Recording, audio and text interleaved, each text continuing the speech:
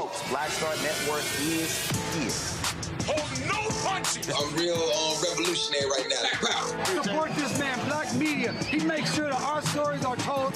Thank you for being the voice of Black America, Roland. Stay black. I love y'all. All momentum we have now, we have to keep this going. The video looks phenomenal. See, there's a difference between Black Star Network and Black-owned media and something like CNN. You can't be Black-owned media and be scared. It's time to be smart.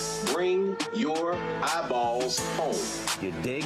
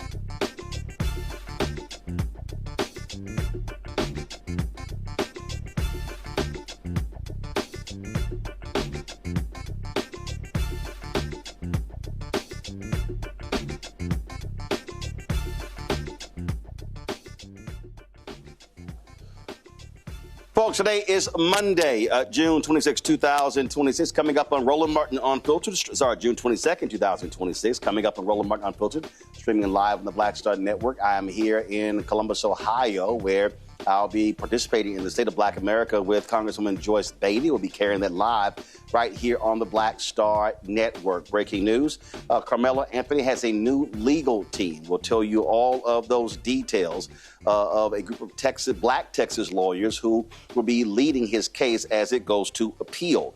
Also, on today's show, Secretary of Defense Pete Hegseth always talks about merit when it comes to promotions, yet why does he continue to overrule the promotions of blacks to senior leadership positions in the military and promote inferior white leaders? We'll talk about that. Plus, the Supreme Court makes a ruling in a critical voting rights case. Lots to break down. It's time to bring the funk. I'm Roland Martin Unfiltered on the Black Star Network. Let's go. Whatever the miss, he's on it. Whatever it is, he's got the scoop, the fact, the find. And when it breaks, he's right on time and it's rolling. Best believe he's knowing. Putting it down from sports to news to politics. With entertainment just for kicks, he's rolling. It's on go, y'all. It's Roland Martin, yeah. Rolling with Roland now. He's funky, he's fresh, he's real, the best, you know he's Roland Martin now.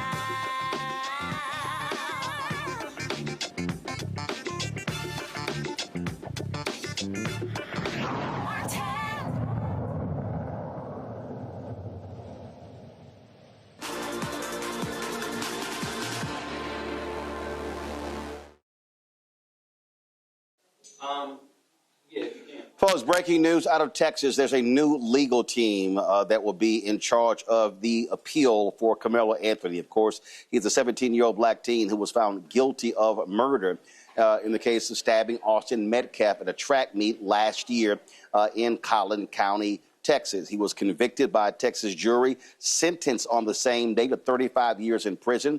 He had to serve at least 17 years before he is eligible for parole. This is what the press release says. A team of leading appellate, civil rights, and criminal defense attorneys announced today it has taken on the case of Carmelo Anthony, who was recently sentenced to 35 years following his murder conviction, the death of Austin Metcalf. The team, serving pro bono, will review the trial record and pursue all available avenues of appeal. Leading the effort are Russell Wilson, the law firm, a law office of Russell Wilson II, Gary Bledsoe, the Bledsoe Law Firm, and president of the Texas NAACP, Michael Ware, law office of Michael Ware, Brooke Clues, Ben Crump Law, Sean Daradia Law Firm, and Justin Moore, Stafford Moore as well. Our appellate team has been retained following the conviction to conduct a fresh, independent review of the trial record.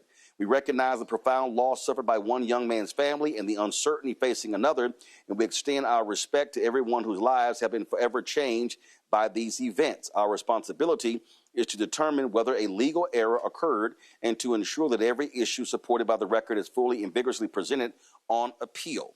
And so it then goes on to actually list in detail the bios of the different attorneys. Of course, a number of people have been highly critical of Carmelo Anthony's attorney for how he conducted the case. So, for instance, Carmelo Anthony did not testify in the trial. But what really stood out is when they went to the sentencing phase, and the attorney only called one witness, Carmelo Anthony's mother. And so he was literally convicted by this jury. They deliberated for less than 3 hours, and then he was sentenced all in the same day. And so there were a number of folks who were highly critical of his, frankly, lackluster defense of Carmelo Anthony. And so this has been talked about for quite some time in terms of what was going to be happening in this case. So I'm going to bring in my panel right now. First up, Omekongo Dibinga, Senior Professor at Lecture School of International Service,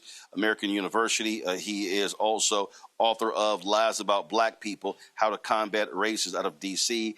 Control Room, let me know when Thelma Anderson and Dr. Avis Jones-DeWeaver have joined us. Omekongo, I'll start with you. I mean, this is obviously a significant development, and there's been lots of discussion after the fact, regarding this, his family has said that they were told that they needed to hire a white lawyer. Well, we see how that went. I can hear you, yes. Ome Congo, can you hear me? I can hear. Ome Congo, well. can you hear me? All right, so clearly we're having some issues with Ome Congo. Even Dr. Avis Jones-Weaver, can you hear me? I can hear you. Okay, so let me go to you. So there were a lot of concerns obviously expressed of his defense counsel in the aftermath of the conviction and the sentencing. It certainly was. And as you alluded to, a lot of people were concerned about the racial dynamics of this entire, unfortunately, setup, I would describe it as. Not only the white defense attorney, but not one black person on the jury. And it created a feeling, especially, unfortunately, with Texas. You're a son of Texas. In the history of Texas, kind of knowing that setup, frankly, I was concerned from the beginning. I could, in some way, understand the counsel that he got to have a white attorney, in the sense of oftentimes you will see a strategy where, for example, if a man is accused of sexual assault, he's oftentimes told to have a woman defend him. We saw that with the case where you have someone who is, for example, the previous case with the young man who was shot in the back by the Asian store owner. He had a black defense attorney. Oftentimes, the defense attorney, is the strategy to have that attorney match the victim to hopefully be a little bit more sympathetic for the jury. But no matter what color the defense attorney was, it was clear that he didn't seemingly know what the hell he was doing, or on the worst case interpretation, maybe there was some collusion to get this child in a situation where he would be where he is right now. So either way, at minimum, it seemed to be horrible representation. The jury definitely put him at a disadvantage from the beginning, but I am hopeful now that there is an expanded legal team in place, that there is more information, it seems like, coming out about this case, that as we move forward, we'll get a little bit closer to justice for him and his family. Ome Congo, can you hear me now? Folks, can Ome Congo hear me? All right, is Thelma there? All right, so let me do this here, folks. Let me go to a break. Y'all, please sort out this audio stuff so I can come up with the panel and have this conversation. You're watching Roland Martin Unfiltered on the Black Star Network. All right, folks, let me tell you about Chapter. Now, if you're on Medicare or about to be, the system is not set up to work for you. Too much fine print, too many plans, and too many people making money off of your confusion. And look, we're used to this. We're no strangers to systems that don't have our best interests at heart. But we don't have to accept it when it comes to Medicare. That's why I'm telling you about Chapter. Their advisors are independent and honest. In fact, they're the only Medicare advisors that compare every plan nationwide. And they're focused on one thing: what works for you. If there's a better plan out there, they'll find it. If you're already in the right one, they'll tell you that too. There are no games. Just last year, people who switched with Chapter saved an average of $1,100. It's 20 minutes and a real person. It's completely free. My parents actually have already called. My mom sent me a text. Folks, give Chapter a call at 724-264-8281, 724-264-8281, and connect with someone you can trust. Folks, these are the kind of services that we need for our audience here at Roland Martin Unfiltered and the Black Star Network. So call Chapter right now, 724-264-8281. With medicine and science under attack, I want to keep you and your family informed and healthy. I'm Dr. Ebony Hilton, and I knew at the age of 8 that I wanted to be a doctor. So I studied hard and became the first African-American female anesthesiologist hired at the Medical University of South Carolina since its opening in 1824. And I always say I was made into a doctor, but I was born to be a mom. And as a new mom, wife, sister, daughter, and friend, I understand how frightening a medical crisis can be. I care for individuals on some of the worst days of their lives, and it's my mission to provide you with a safe space to gain clarity on issues affecting your mind, body, and soul. I recognize that there are health disparities, particularly as it pertains to race, and I want to help bridge the gap between you and your healthcare providers. Join me every Thursday for Second Opinion on the Black Star Network, where each week I'll invite experts from various medical fields to share the latest health news.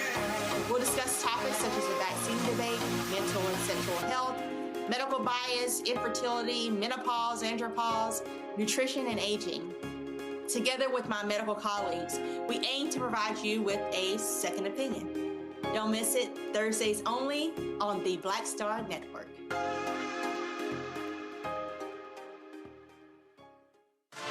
A decade of love, joy, and power.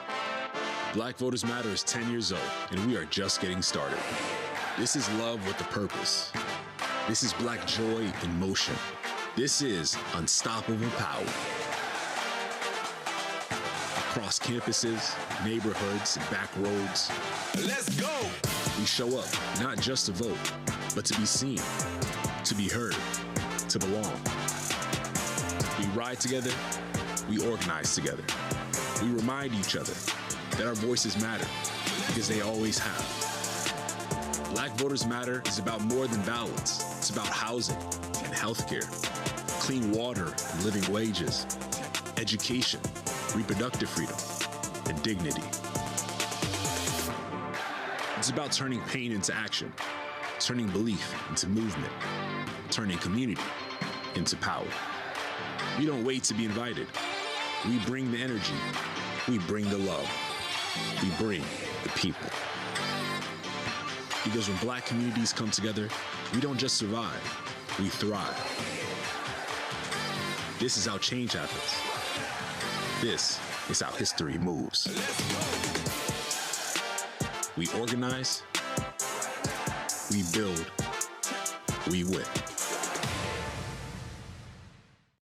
If in this country right now, you have people get up in the morning and the only thing they can think about is how many people they can hurt, and they got the power, that's the time for mourning.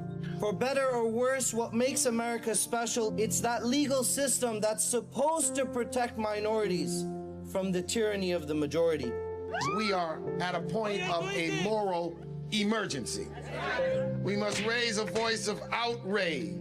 We must raise a voice of compassion. And we must raise a voice of unity.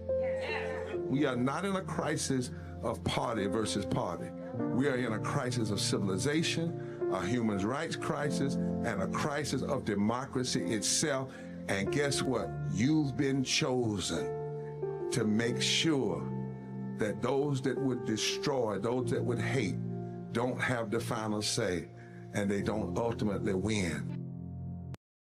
Hello, we're the Critter Fixers. I'm Dr. Bernard Hodges. And I'm Dr. Terrence Ferguson. And you're tuned in to Roland Martin Unfiltered.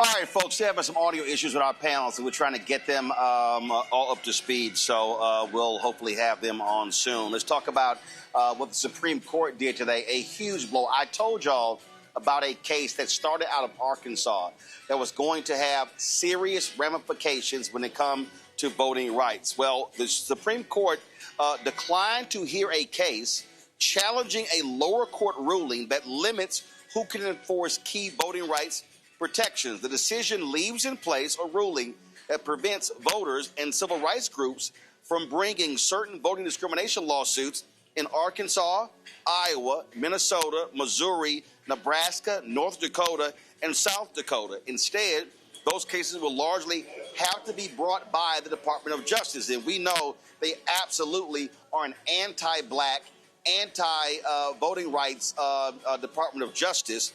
Of course, this comes after the Louisiana versus Calais case.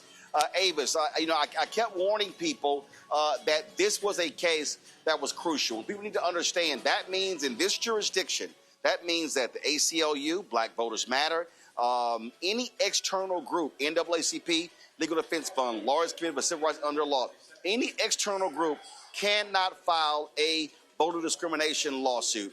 And by saying, and because the people who supported this law say, well, only the DOJ can bring about these cases. Well, we clearly know we have right now an anti-Black Department of Justice.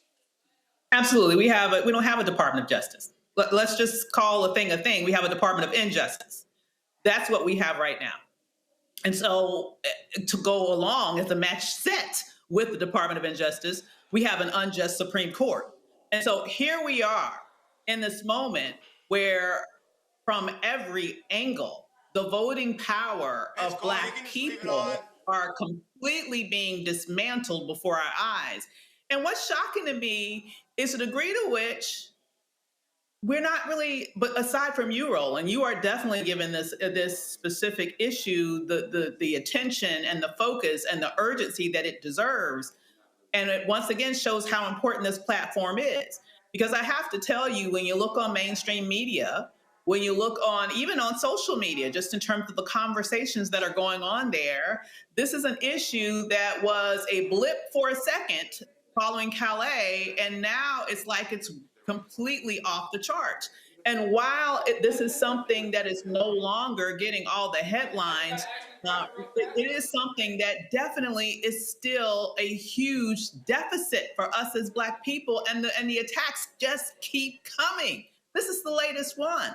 So one other round in the attack on Black voting power, one other round in the ability to dilute, diffuse, fracture the Black vote, and to specifically say, under this administration and in this Department of Injustice, that we are to assume that that institution would do anything to protect Black voting rights is an exercise in futility. We know exactly what this is. They're trying to undermine our voting power, and it's time for us to speak up, get up, and do everything that we can to protect it. Yeah, and so listen, as a result of the Supreme Court doing this, now granted, it is limited to that particular part of the country. Do not be surprised to see right-wing advocates, Avis, file similar lawsuits, and you know where they're going to go first, the Fifth Circuit Court of Appeals. That governs most of your southern states. And so you're going to see that Fourth Circuit. And so don't be surprised to see that's the next phase where they do this to basically shut down external groups from filing lawsuits in states where you have a large amount of Black people. Absolutely. And this is another thing about this particular ruling that is exactly right. They're not going to stop here. They're going to keep going. And what we have seen in terms of the strategies that the right has used so far, they have used this strategy of pushing forward on various different lawsuits in order to undermine the power of a wide variety of equal protection coverages, right? And now we're talking about voting rights. But what's really disturbing about this is, in the past, at least we've had the ability to have those institutions that historically have taken up the mantle to fight for justice, to fight for equal protection, to fight for our voting rights, to fight for our rights to be treated equally in this nation, to now undercut their ability to be able to fight back is really the death blow here until we can get this corrected. So one thing I will say, this once again highlights the absolute urgency of making sure that we move forward in a way that overperforms, not only in the midterms, but we have to look forward to the presidential elections, the House and the Senate, because at the end of the day, we need significant Supreme Court reform. This needs to be the death nail in the Supreme Court as it is currently constructed. We need to move forward. And to me, one of the non-negotiables that I have to see for any presidential candidate that I'm going to vote for in the future, that person has to say, one of the things that I'm going to make sure happens at the very top of my agenda with the next presidency, to make sure that we have Supreme Court reform. And to make that happen, that person needs not only the presidency, they need the House and the Senate. So we need to do all we can to get back all the realms of power, because until we do that, something like this really undercuts our ability to be able to fight back for our voting rights. Well, and here's the deal here, and this is most important. I keep saying, you cannot have any reform of the Supreme Court if you do not get control of the House, Democrats, get control of the Senate, and then get control of the White House. And so the elections are all a part of this. Absolutely. And what most people, a statistic that most people don't realize, is that for the past 30 plus years in this nation, the Democrats have only held both the House and the Senate for a total of 8 years out of the past 30 years. I mean, it's very rare that we have both the House and the Senate. You know, we have all of these huge expectations. I know people are talking about, for example, with the recent Obama's presidential library opening, and there's this big debate that's gone on ever since he's been in office. What has he done for Black people? The reality is he only had the House and the Senate for 2 years out of 8 years. All right, it's kind of hard to get shit done if you do not have the Congress in addition to the presidency. So we have to understand that it's important to not only vote for president, it's important to make sure that that president has the legislators that they need in both houses of Congress in order to be able to get through legislation. And to make this happen, as you mentioned, it's not just enough to have the presidency. It's not just enough to have the House. We need to have the House. We need to have the Senate by overwhelming margins, because we know how things are there in the Senate. And so the rules are there.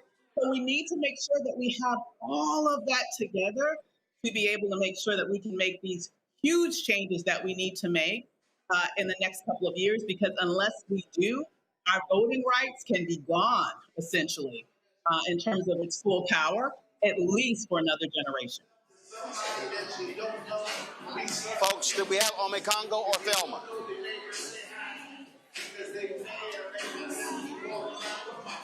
All right.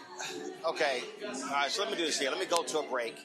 We come back. We're going to talk about Pete Hegseth denying promotions to more Black generals. It is completely racist, and it is not about merit. He is an absolute racist. You're watching Roland Martin Unfiltered on the Black Star Network. Don't forget to support the work that we do. Join our Bring the Funk fan club. You need to support our work. Please contribute via Cash App. Use the Stripe QR code. You see it right here. If you're listening, go to blackstarnetwork.com. You can also, of course, use that for credit cards. Checks and money order. Make it payable to Roland Martin Unfiltered. P.O. Box 57196, Washington, D.C. 20037 at 0196.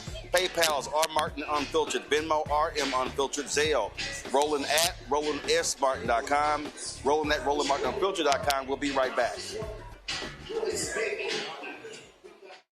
If you're on Medicare or about to be, the system is not set up to work for you. Too much fine print, too many plans, and too many people making money off of your confusion. And look, we're used to this. We're no strangers to systems that don't have our best interests at heart. But we don't have to accept it when it comes to Medicare. That's why I'm telling you about Chapter. Their advisors are independent and honest. In fact, they're the only Medicare advisors that compare every plan nationwide. And they're focused on one thing: what works for you. If there's a better plan out there, they'll find it. If you're already in the right one, they'll tell you that too. There are no games. Just last year, people who switched with Chapter saved an average of $1,100. It's 20 minutes and a real person. It's completely free. My parents actually have already called. My mom sent me a text. Folks, give Chapter a call at 724-264-8281, 724-264-8281, and connect with someone you can trust. Folks, these are the kind of services that we need for our audience here at Roland Martin Unfiltered and the Black Star Network. So call Chapter right now, 724-264-8281.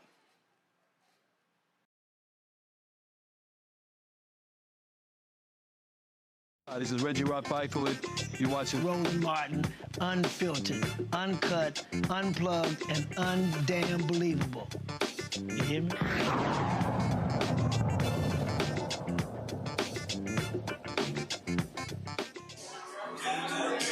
How many times have we told y'all the GOP has a war on black people? And that war is taking place at the Department of Defense. Trump calls it, of course, Department of War, as BS. They can't change the name.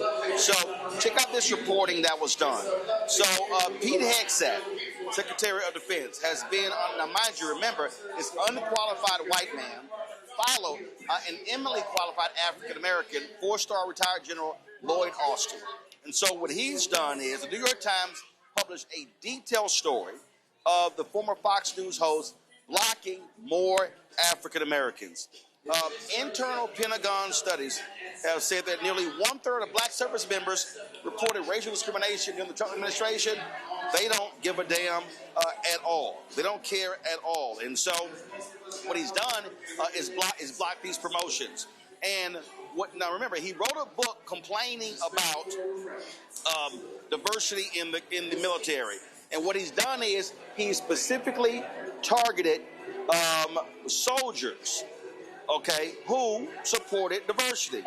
In his last case, a high-ranking African-American, you had a review board that actually reviewed this. The review board reviewed this, and they went through and they said, okay, this is who we're going to nominate. He was ranked number 1, this black soldier. Well, Pete Hegseth said, nope, that soldier supported diversity. So as a result, I'm not going to have him promoted. And so what they did is they chose the third-rate person who was a white man. This military is becoming more and more white under Donald Trump. I told y'all my book, White Fear. That's what this is about. This is all about attacking black people. They do not want to see African Americans promoted in this administration, in this country. This is undeniable, pure racism, Avis.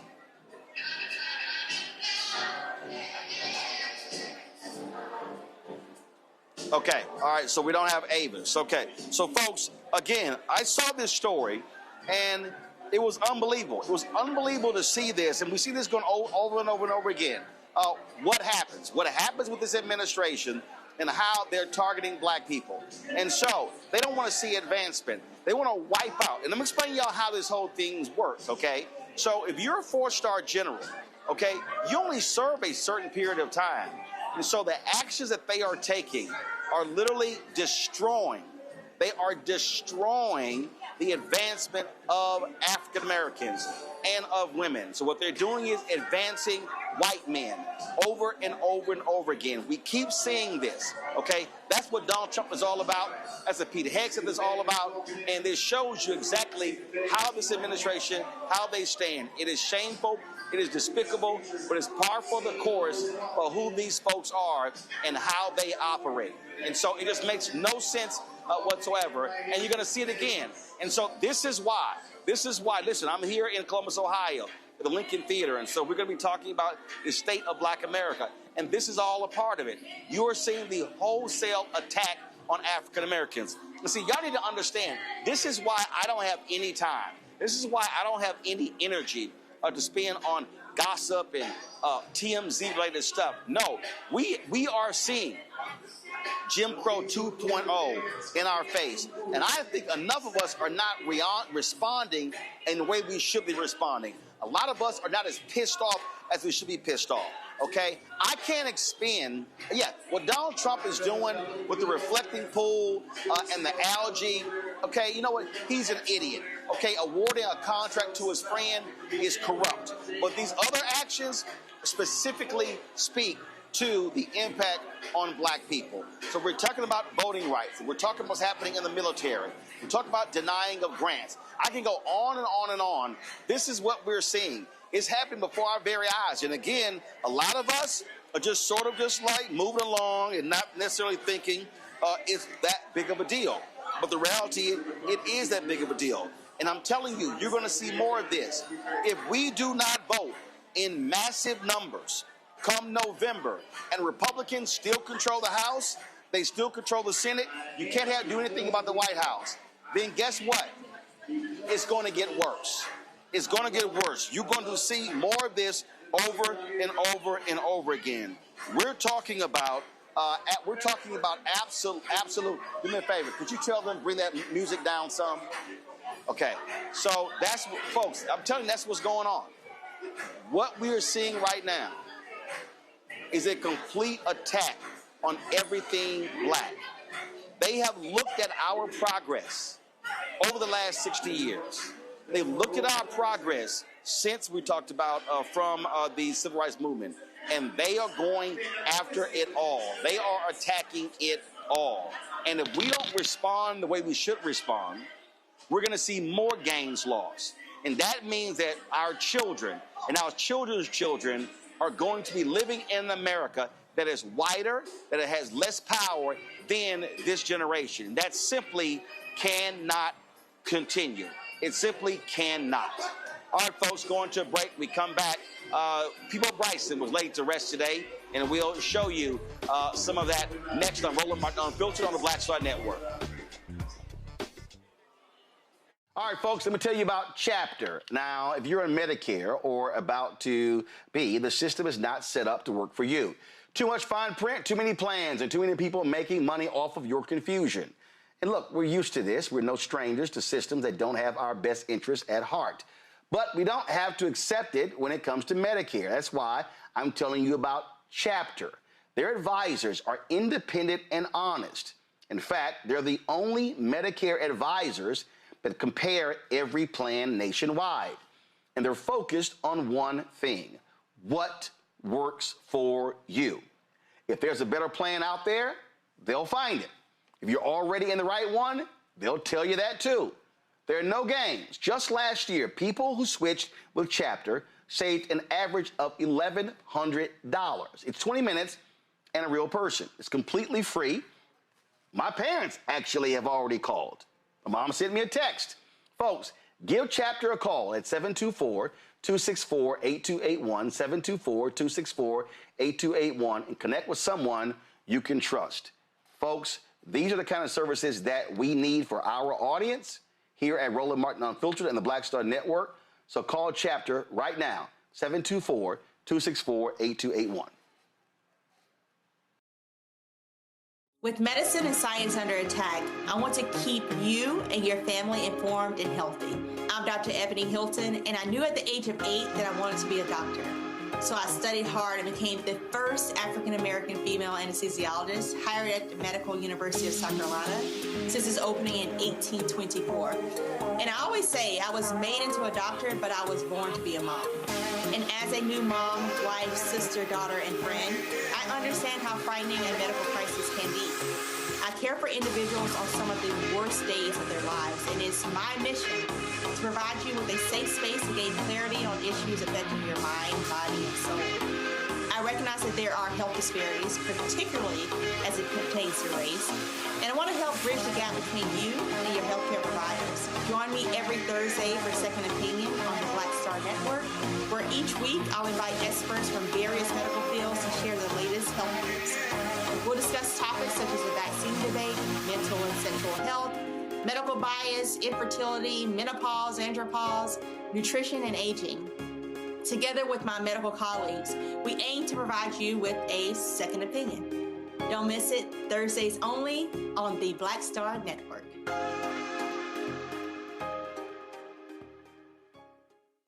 If in this country right now, you have people get up in the morning and the only thing they can think about is how many people they can hurt, and they got the power, that's the time for mourning. For better or worse, what makes America special, it's that legal system that's supposed to protect minorities from the tyranny of the majority. We are at a point of a moral emergency. We must raise a voice of outrage. We must raise a voice of compassion. And we must raise a voice of unity. We are not in a crisis of party versus party. We are in a crisis of civilization, a human rights crisis, and a crisis of democracy itself. And guess what? You've been chosen to make sure that those that would destroy, those that would hate, don't have the final say. and they don't ultimately win. Hi, my name is Freddie Ricks. I'm from Houston, Texas. My name is Sharon Williams. I'm from Dallas, Texas. Right now, I'm rolling with Roland Martin, unfiltered, uncut, unplugged, and undamn believable. You hear me?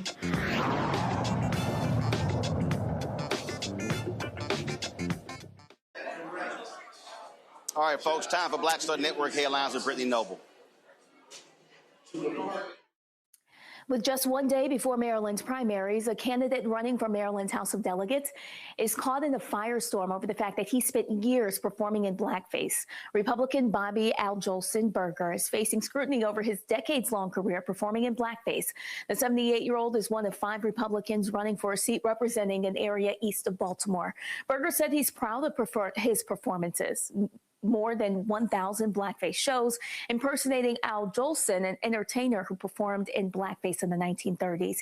His act cost him a job as a Baltimore police officer back in the 80s, but Berger insists that his act was always about entertainment and not racism. An Alabama man is now free after 42 years in prison for a crime he always insisted he did not commit. Irvin Harris has been sentenced to 99 years in prison after being convicted of rape in 1975. But that conviction was overturned by a judge last week, citing new scientific advances that had not existed at the time of Harris's conviction. Harris's legal team has noted that he did not match the physical description of the suspect's age, height, or facial hair. While the attacker was described as speaking clearly, Harris has a severe speech impediment. The perpetrator also drove the victim around in a car, yet evidence showed that Harris could not drive at all. Furthermore, Harris had a severe contagious sexually transmitted disease at the time, which the victim never contracted. A Georgia family has filed a multi-million-dollar lawsuit alleging that their 15-year-old daughter died due to unreasonable delays in ambulance service. In December of 2024, 15-year-old Mandy Sylvester suffered a medical crisis during volleyball practice.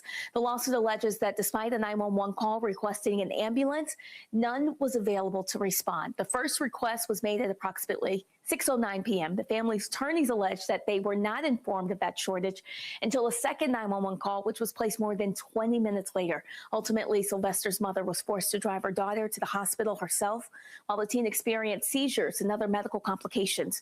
According to Georgia law, ambulance providers are required to request mutual aid when their own resources are unavailable.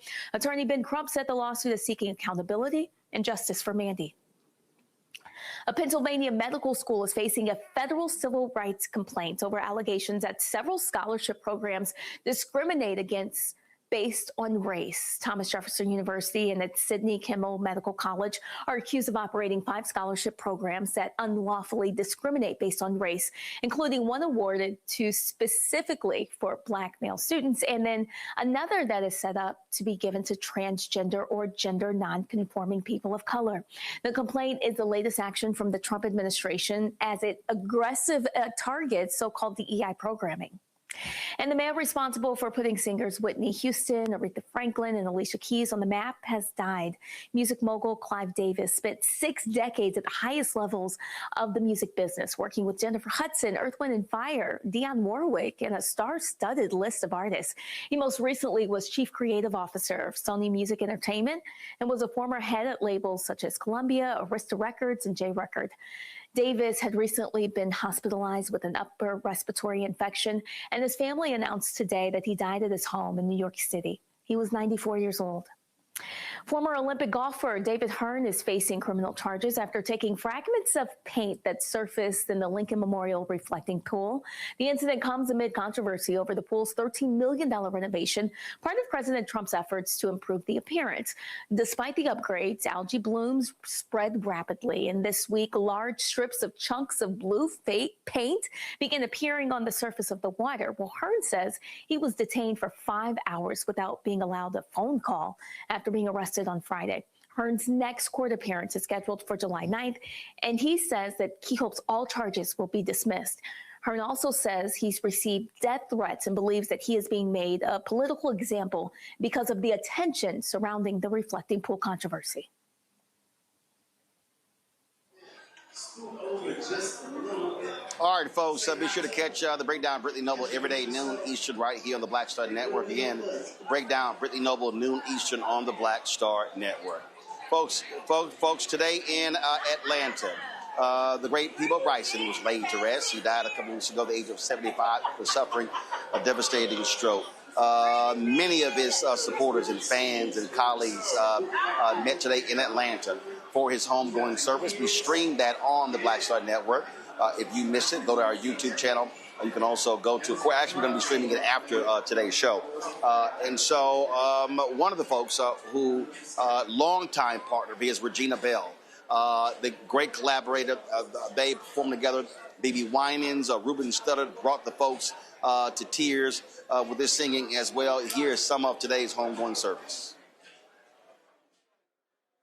And some prayer to Tanya and the family and his children and friends.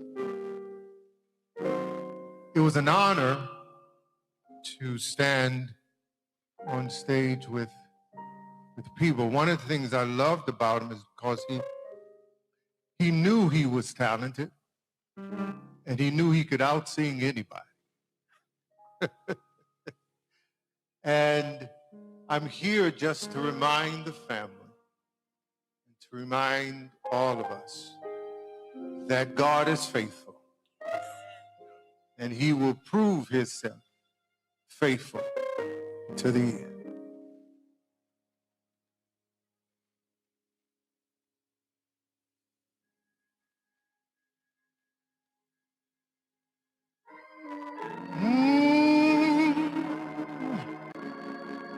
After you've done all you can, after you've done all you can, oh, don't you fear, don't be afraid, don't turn around. After you've done all you can,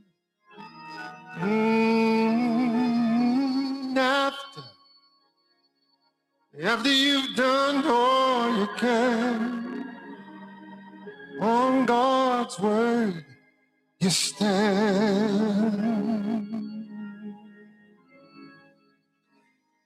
So tell me, what do you do when you've done all you can? Seems like it's never enough. Tell me, what do you say when your friends turn away and you're alone, so all alone? And tell me, what do you give when you've given your all? Seems like you can't make it through. Well, you just stand when there's nothing left to do. You just stand, watch the Lord see you through. After you've done all you can, you just stand. Oh, my. Oh, tell me, how do you handle the guilt of your past? Tell me, how do you deal with the shame? And tell me, how can you smile when your heart has been broken and filled with pain? Oh, filled with pain. And tell me, what do you give when you've given your all and it seems like you can make it through? Well, you just stand when there's nothing left to do. You just stand and watch the Lord see you through. Oh, after you've done all you can, you just stand. Oh, and be sure and be not in vain, Lord, in the bondage again. You just stand and be sure, because God has a purpose. Oh, yes, and He still has a plan. Tell me what? Oh, and you've done all you can, and it seems like you can't make it through. Oh, you just stand. You stand. You hold your head up, and you stand on His word. Oh, you go through the storm, and you go through the rain. You stand through the hurt, and through the hurt, and through the pain. You hold on, and you don't give up, though. You just hold on, and don't you dare give in, because He promised. And if He promised, He will keep His word. I said He'll keep His word. Oh, I love Him, I love Him, I love Him. Oh, I need Him, I need Him. I love Him, and I need Him, and I need Him, and I love Him, because He promised. Hey, after you've done all you can, you just hold your head up, because my help coming from the Lord. After you've done all you can,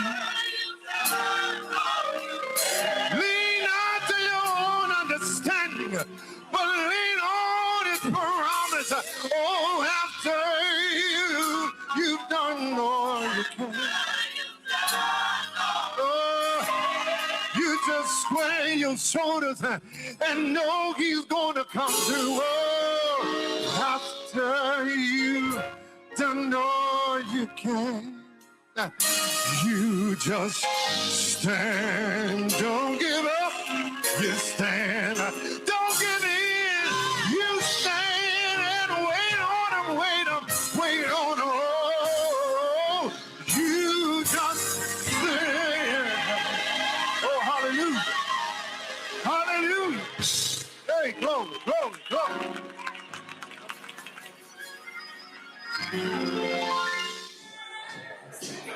Folks, it was about 2.5 hour service, and so like I said, we streamed all of it right here on Roland Martin Unfiltered and the Black Star Network. And so here's what's going to happen. So momentarily, as you see, people are already, of course, packing the crowd here. We're about to start in a second, sitting down with Congressman Joyce Beatty.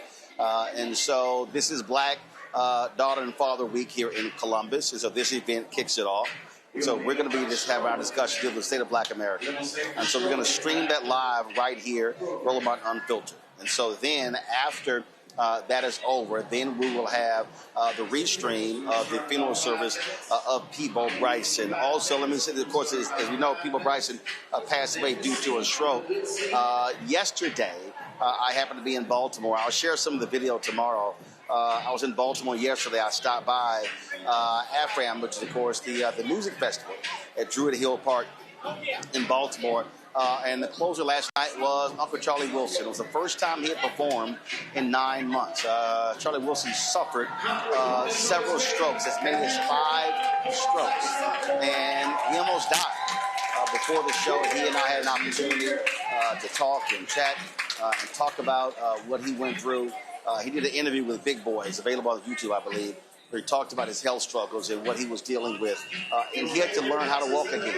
And so one of the reasons when you watch, when you see him in concert, he's seated at the piano.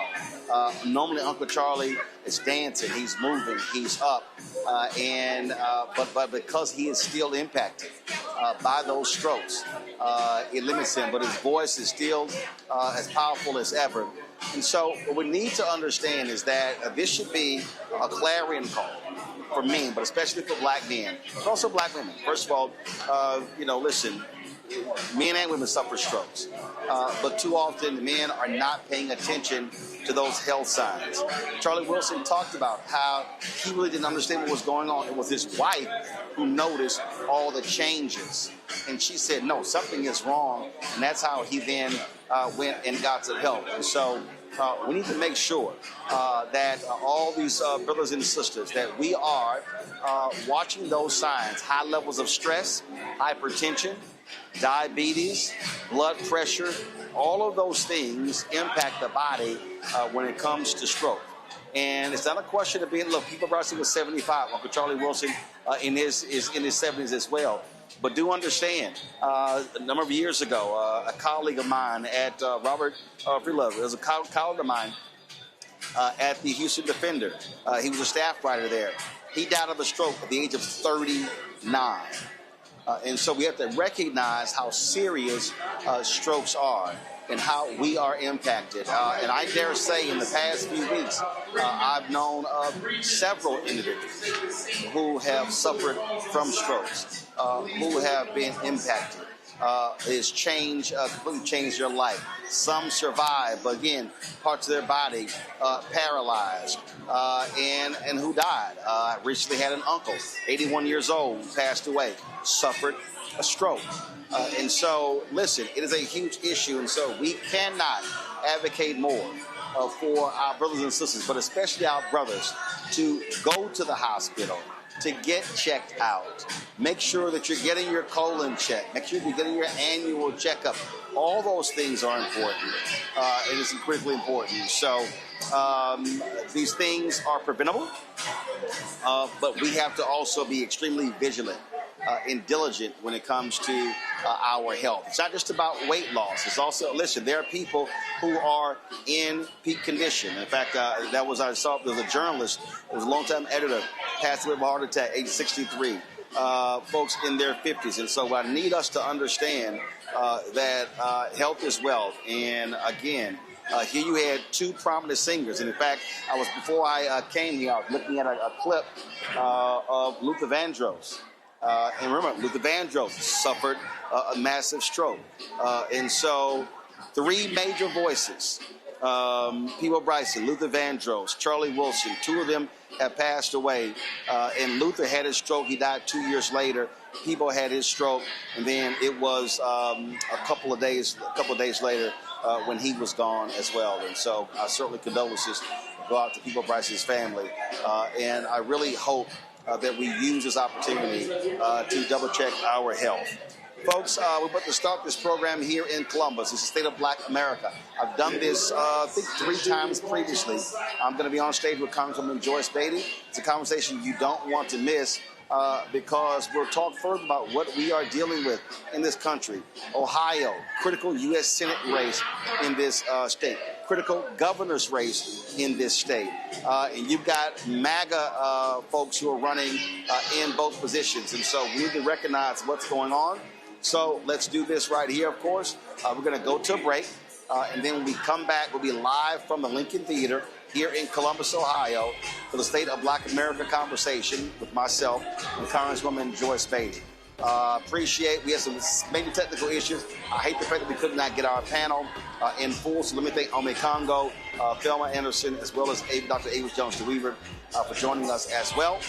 And so again, for the next 2 hours, State of Black America here in Columbus. It's a conversation you don't want to miss. I'm sure Congresswoman Beatty will have something to say about suing Donald Trump over the JFK Center. And then, of course, after this discussion, then we'll have the restream of the homegoing service of the great People Bryson. Folks, you're watching Roland Martin Unfiltered on the Black Star Network. Be sure to support the work that we do by joining our Bring the Funk fan club. Our goal is to get 20,000 of our fans contributing on average, $50 each. You get us $4.19 a month, 13 cents a day. Listen, we don't have some big corporate partner writing our checks. We don't have millionaires and billionaires supporting us. The reality is, it is your support, your viewing support. When you watch on YouTube, that drives that revenue. When you are supporting us with your donations, it allows us to be able to travel the country and cover your story. You got what's happening, Senatobia, Mississippi, where that young black boy was killed, Romeo was killed. Ben Crump, they actually were there today. We're going to be covering that story. We may actually make that go down there as well. So lots of things are going to be focused on. So then, support the work we do. Join us via Cash App. Use the Stripe QR code. You see it right here on the screen.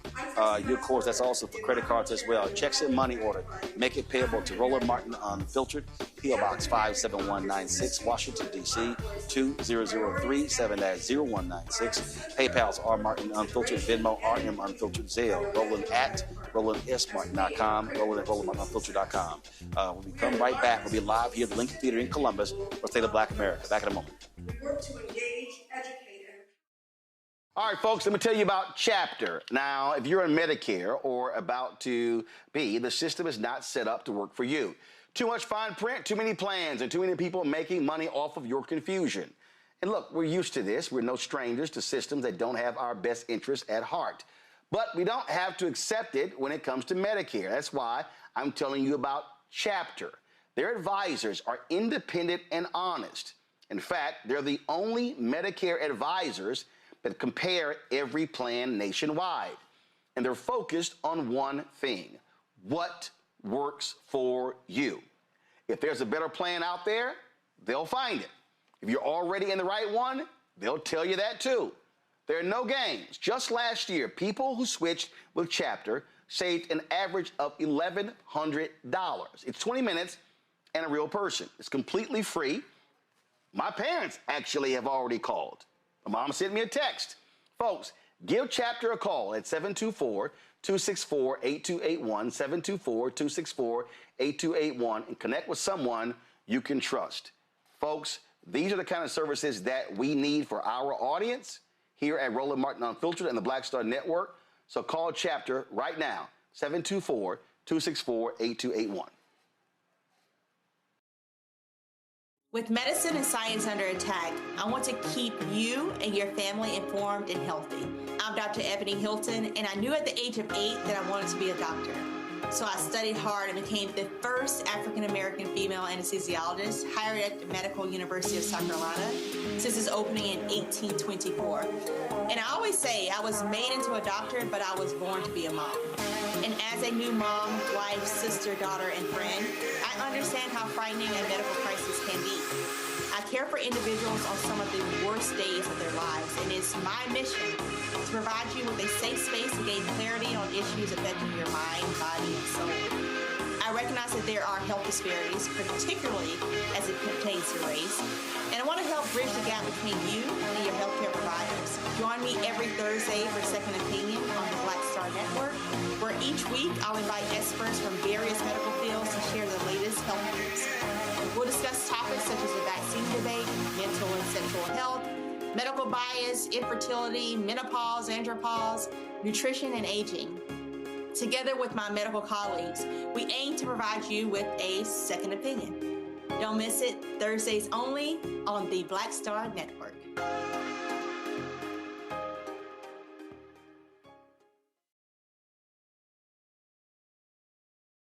If in this country right now, you have people get up in the morning and the only thing they can think about is how many people they can hurt, and they got the power, that's the time for mourning. For better or worse, what makes America special, it's that legal system that's supposed to protect minorities from the tyranny of the majority. We are at a point of a moral emergency. We must raise a voice of outrage. We must raise a voice of compassion. And we must raise a voice of unity. We are not in a crisis of party versus party. We are in a crisis of civilization, a human rights crisis, and a crisis of democracy itself. And guess what? You've been chosen to make sure that those that would destroy, those that would hate, don't have the final say, and they don't ultimately win. Hey, what's up? Geek Tony in the place to be. Got kicked out your mama's university, creator and executive producer of Fat Tuesdays, a hip-hop comedy. But right now, I'm rolling with Roland Martin, unfiltered, uncut, unplugged, and undamn believable. You hear me?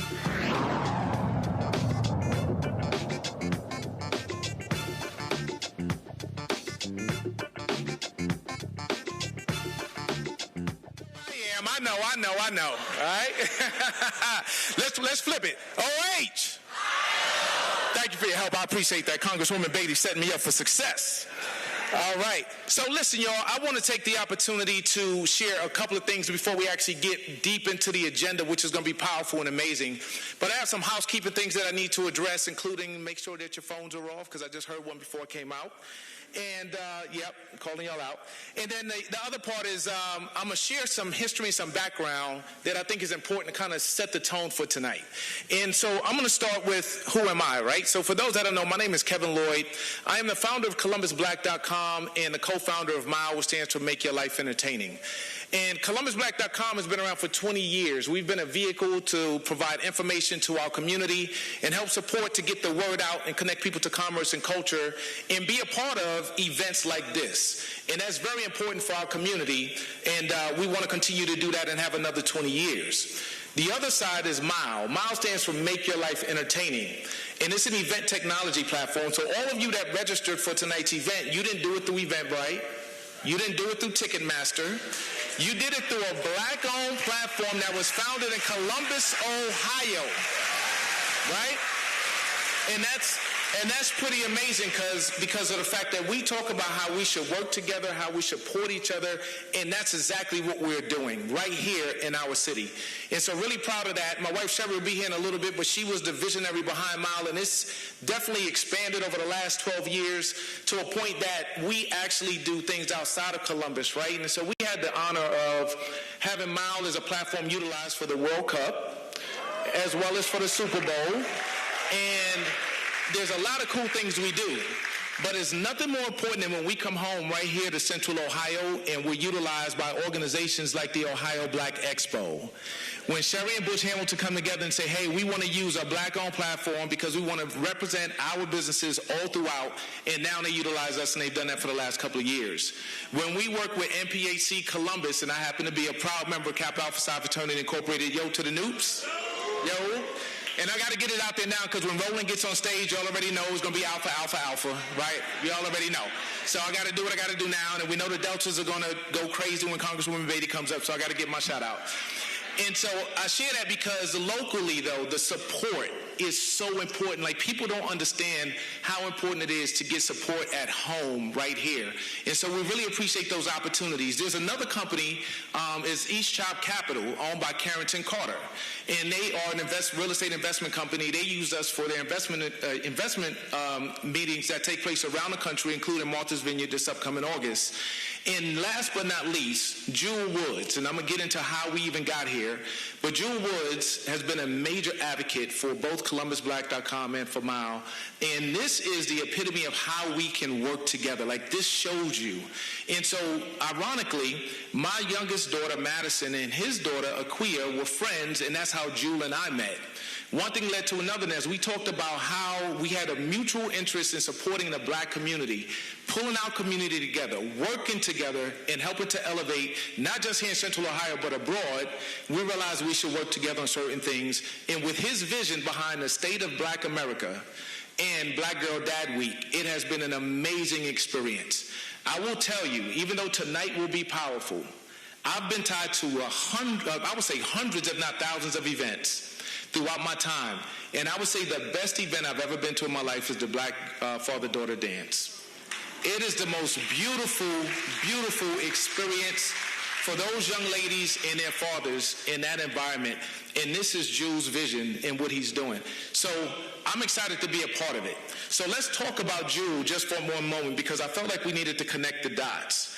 And this is in regards to Male Behavioral Health, which is the organization that's pulling this all together. Male behavioral health exists to educate, advocate, and bring attention to the profound mental, emotional, and behavioral health needs of men and boys through research, training, and direct practice. Founded by Jewel Woods, the organization serves individuals, organizations, and helping professionals using a unique therapeutic approach known as masculinist therapy, otherwise known as MT. And I have to say this about Jewel because he won't. Jewel shows a lot of humility, and he's very humble. But Jewel is the kind of brother also that spends his life pouring into others every single day, y'all.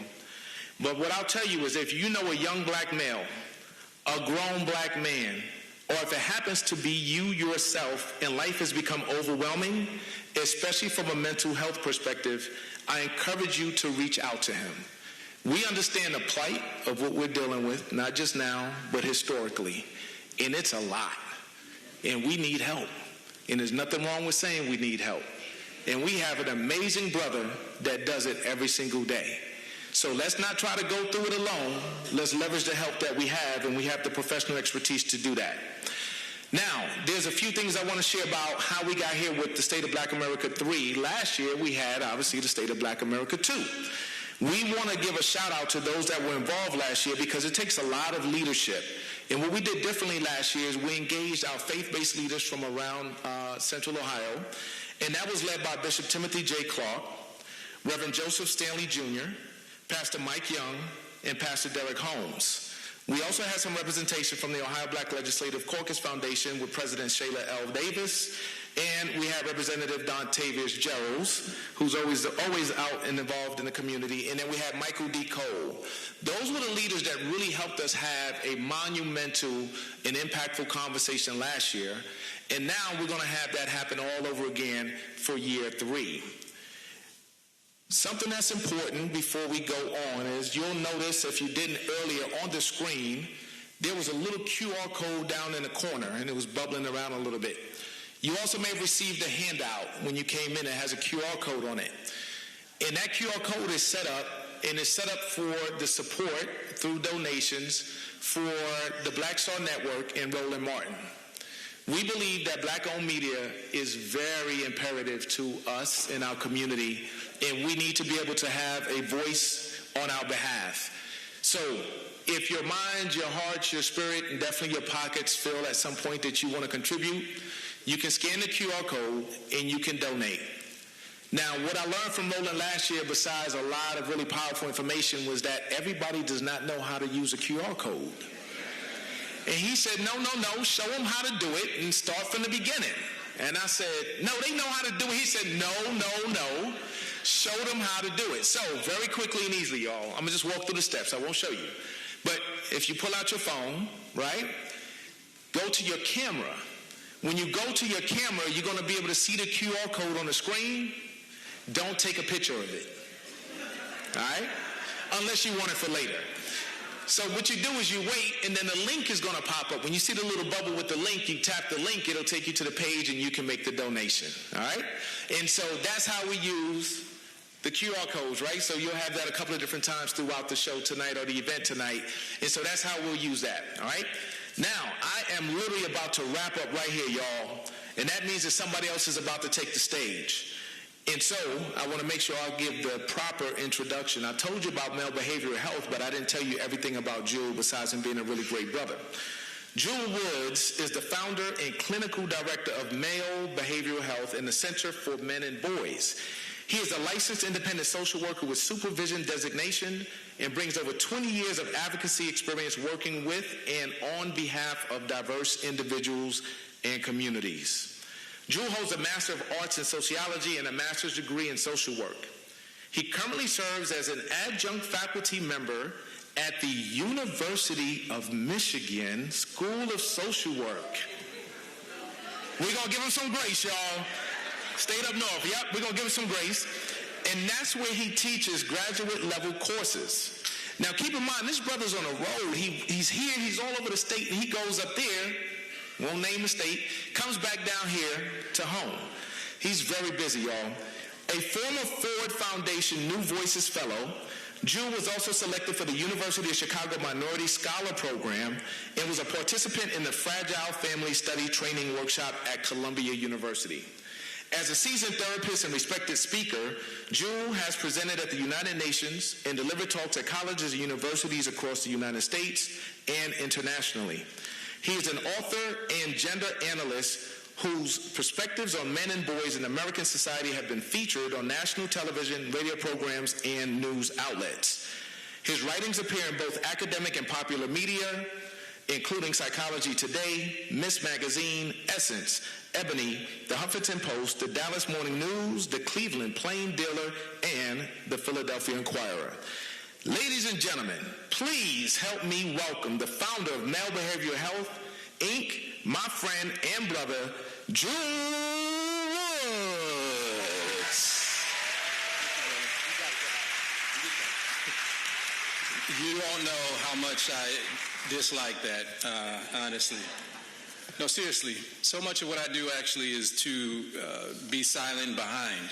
So I'm a therapist, right? So what I do is I traffic in secrets. And for the most part, it is one of my greatest honors and pleasures is to have men pour into me and tell me things that they have not told anybody else. And so for me, it's always important to kind of be in the background.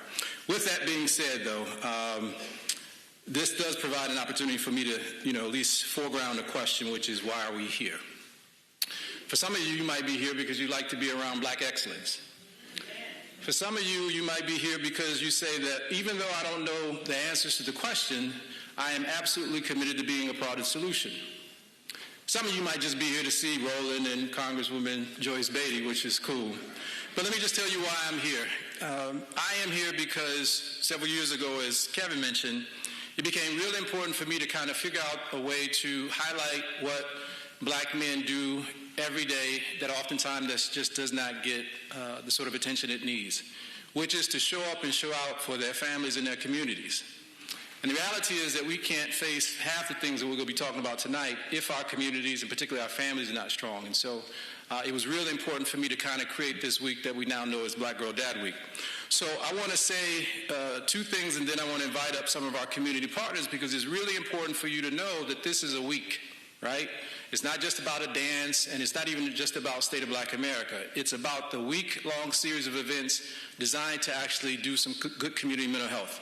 So I'm going to ask Dr. Price to come up, Brother Jasper to come up, and Pastor Julius to come up. And I'll mention a little bit about the week, and I want them to say what their role is, because it's really important, and then we'll get into the conversation. So this is Monday Politics Night, right? We get an opportunity to talk about the State of Black America. But Tuesday through Thursday, we are actually doing a 3-part series on marriage and family therapy in the black community. Now, why is that important? We can talk about black love all the time, and if you don't know, good people do get divorced. Did y'all know that? Right? Did you know that everybody that's bad don't work out? Right. So the reality is, the question becomes not if, but when people struggle, when particularly men and boys struggle with trying to communicate, trying to talk about their needs, the question becomes what sort of support there is. So I have had the fortune of walking through and supporting men at various stages, and so we're doing 3-part. First is before divorce. Hopefully that's the longest thing. Second is during divorce, and the third is after divorce. So Tuesday, before divorce; Wednesday, during divorce; Thursday, after divorce. Each of those are very different stages in people's relationship. You agree? Each of those stages require different levels of support, and I can talk about that. So what I want to do right now is just to bring Dr. Price, and she's co-facilitating part 3, and she can say a little bit word about that as well.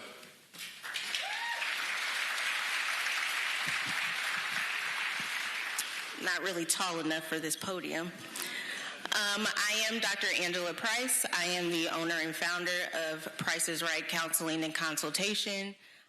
Right is spelled R-Y-T-E, realizing your true essence.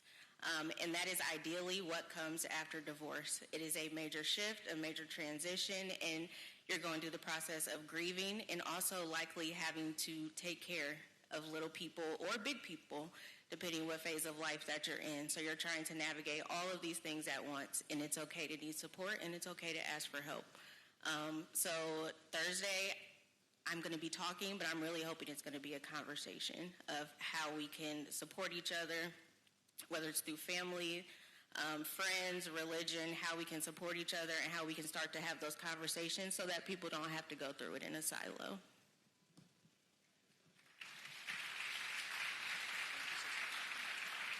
Okay, so that's Tuesday, Wednesday, and Thursday, right? I am super excited to talk about Friday, though, right now. And Friday is our A Call to Men special focus on ending domestic violence in the black community. Now, I heard some amens and all that sort of stuff in there. But let me just say something really important. Two things you will never get from me, and that is calling out black men. Not because, for example, I don't, believe in minimizing, I don't understand domestic violence and all that sort of stuff. In fact, what you might not know is well before my history in mental health, I did 10 years where I ran battery intervention programs in prisons and jails, so I know that front and back. The question becomes, how do we call in black men and other men to this movement? The reality is that only a small fraction of people involved in domestic violence, but it's more than enough, and we need to get more men into this movement to end domestic violence in the black community. You agree? All right. So with that being said, I have two gentlemen to talk about why they actually have chosen to actually be a part of this movement. This just doesn't start today, but I certainly want to invite everybody to our Call to Men event on Friday. And at this time, I'm going to ask Pastor Julius Lancaster to talk about why he chose to host that event. Good evening, everyone. Look at your neighbor really quick and tell them that they're in the right place at the right time. My name is Pastor Julius, and I have the luxury of pastoring 314 Church here in Columbus, Ohio. And one of the things that I've realized after my good brother Jewel and I had conversation is just how serious domestic violence has become in our community. The reality is that over the last several years, over 150% it has risen in our community. Family, that means that we've got work to do, amen? And so I'm excited to host this. We started a movement entitled Mentality at our church, 314 Church, and we're going to host this event simply because we believe that good men have to be a part of the solution.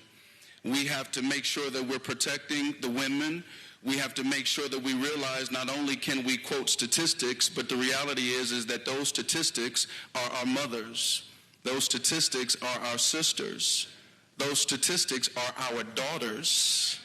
And we have to make sure that we are there for them because they've supported us for so long, black women have. Amen? They've got cars in their names for us. They fought for us. They've stood up for us over the years, and at least we can stand up for them now, amen? So we want to invite you all out to 314 Church this coming Friday, June 26th, A Call to Men Columbus, black men against.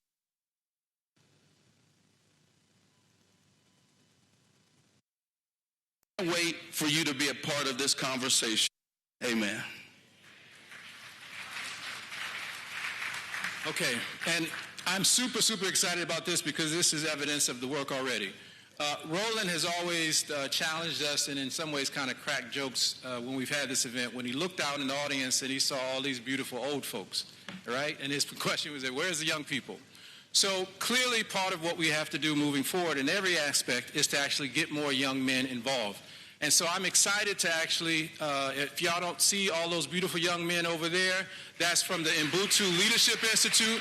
This is our next generation of leaders, fathers, husbands, brothers, and for them to be exposed to this is absolutely important and almost unprecedented. So with that being said, I'm so excited to actually bring into you their leader and founder to talk about why he felt like it was important for his young men to be exposed to this message, Jasper Pearson.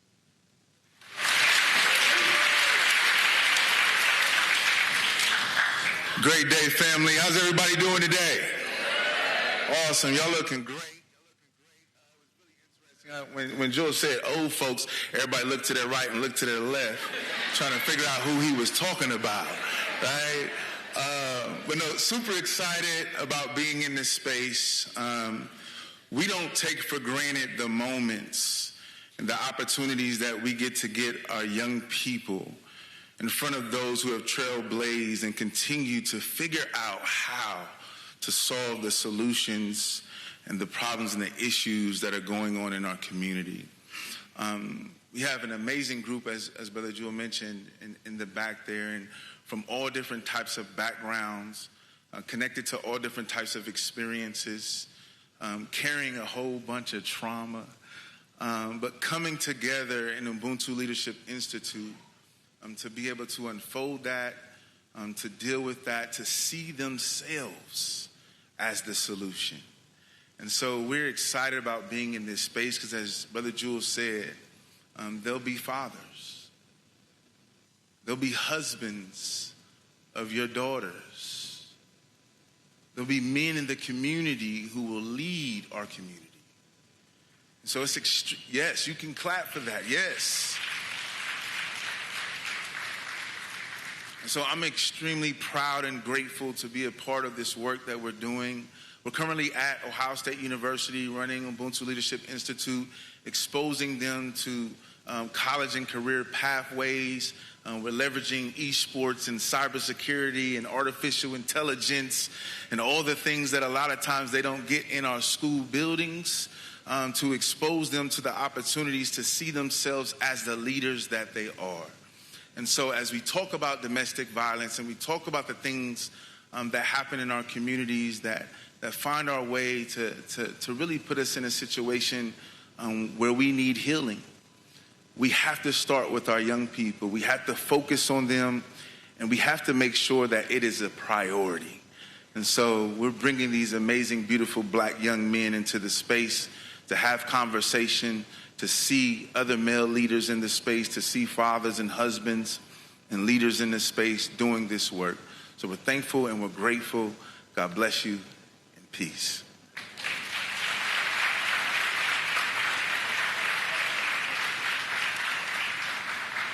Okay.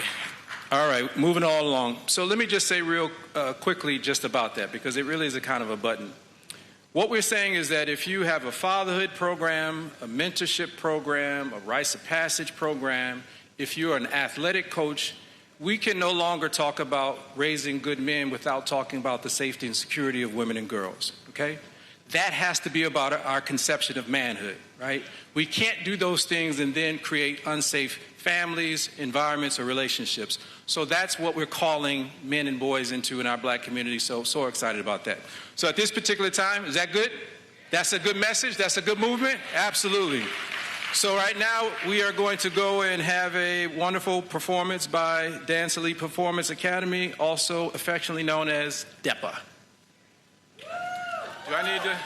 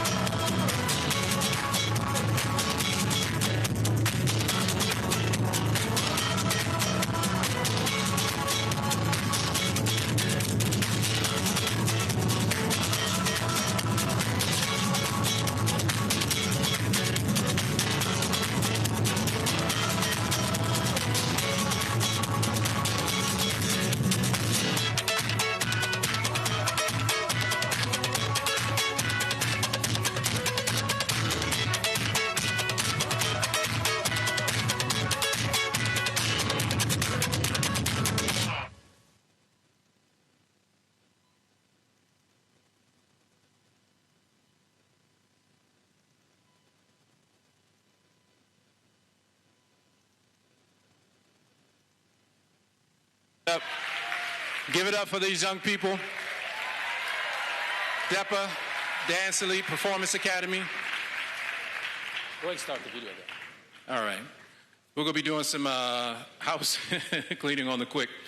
So in 2 seconds, I'm actually direct your attention to the screen. As I mentioned to you, one of the really important things that we're doing this week is just a call to men. And the reality is, part of what we have an opportunity to do as we talk about ending domestic violence in the black community is to really destroy some myths. You know, one of the most important myths, or kind of sustaining myths out there, is that if you're a person doing work with men and boys, that somehow you're not doing work for women and girls. And somehow if you're doing work focused on women and girls, that you're somehow not interested in what's happening to men and boys. So we are absolutely interested and committed to destroying that myth. And one of the ways in which we are excited to do that is to start an annual tradition of offering 2 awards for people who represent this balance, the balance of focusing not just on one gender, but on both genders. So in 1 second, we'll be looking at a video, and I think the first video is going to be our Tony Porter Award. First annual. There we go, it's coming. First annual Bell Hooks Award. Well, we'll do Bell Hooks first then. This award recognizes a woman who has demonstrated outstanding leadership, advocacy, and long-standing commitment to supporting women and girls, while also championing the humanity, healing, growth, and development of black men and black boys. Named in honor of the groundbreaking scholar, author, feminist, and cultural critic Bell Hooks, this award reflects courageous leadership rooted in love, accountability, truth-telling, healing, and community transformation. Bell Hooks consistently challenged communities to think deeply about race, gender, trauma, relationships, and liberation, while emphasizing the importance of partnership, compassion, and collective healing. The Bell Hooks Award honors women who advocate fiercely for women and girls, support the healthy development of black men and black boys, promote healing, dialogue, accountability, and community empowerment, lead with courage, integrity, empathy, and vision, help create healthier relationships, families, and communities. And the winner is...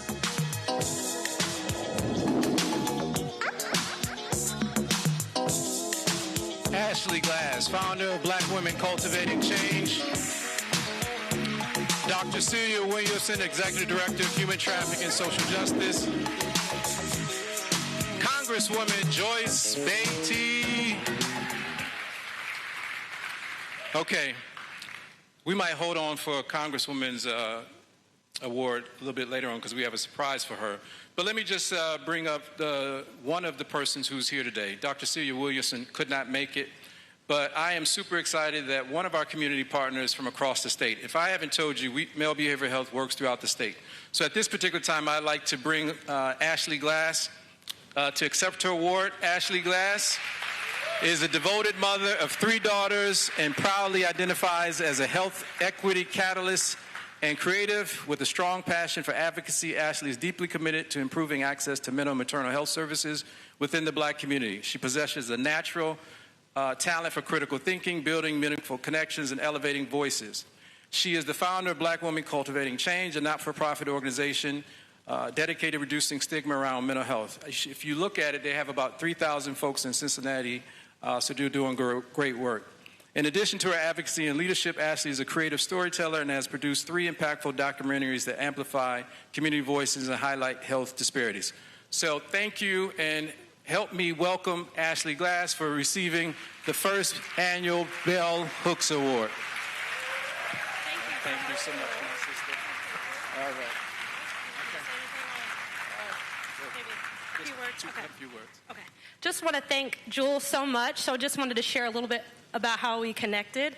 So Jewel was going around the state doing listening sessions for Black suicide, and I connected with him with that, and just admire your passion, your authenticity, your tenacity, your just the willingness you are to build trust and amplify the voices of the Black community. And just want to say thank you from the bottom of my heart for all the work that you do. I know it's not an easy job, but just want to thank you for everything that you do. So. All right. Can you get a picture? All right. Oh, okay. That's cheesy. All right, thank you. Congresswoman Beatty, we'll go save yours, okay? All right, we got something special for you. Now, next is the Tony Porter Award. We're actually moving through this. Tony Porter Award video should be coming up. There you go. First Annual Tony Porter Award. This award recognizes a man who has demonstrated outstanding leadership, commitment, and advocacy on behalf of women, girls, families, and communities, while also supporting the healthy emotional, relational, and community development of Black men and Black boys. Named in honor of internationally recognized educator, activist, and co-founder of A Call to Men, this award celebrates leaders who embody courage, accountability, integrity, emotional wellness, and a commitment to ending violence while promoting healthier forms of masculinity and gender justice. The Tony Porter Award honors men who advocate for the protection and empowerment of women and girls, challenge violence, abuse, sexism, and harmful masculinity, lead with humility, compassion, accountability, and integrity. And the winner is... County Administrator Kenneth Wilson and Sean Hart, Executive Director of Involved Dad. Sean is not here tonight, but the County Administrator Kenneth Wilson is here. If you could come up and accept this award. Did you see all those qualities for this thing? Compassionate, integrity, commitment, love for Black men, love for Black women and girls. We are so excited to offer this award. Kenneth Wilson was appointed County Administrator in January 2015. As County Administrator, the highest unelected post in the county government, Mr. Wilson leads 15 county agencies with more than 1,400 employees. He oversees the county's annual $2.2 billion budgeting process for 35 agencies.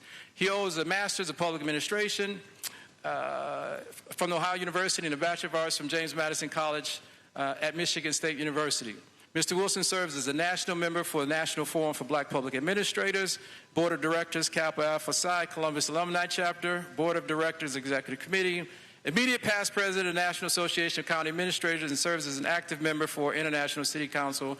And you can see the brother has all types of degrees. So what we're most interested in is honoring him in this way for leading this sort of vision of what it means to work together in our community. So let's thank Mr. Wilson for all he's done, and so excited to give him this award.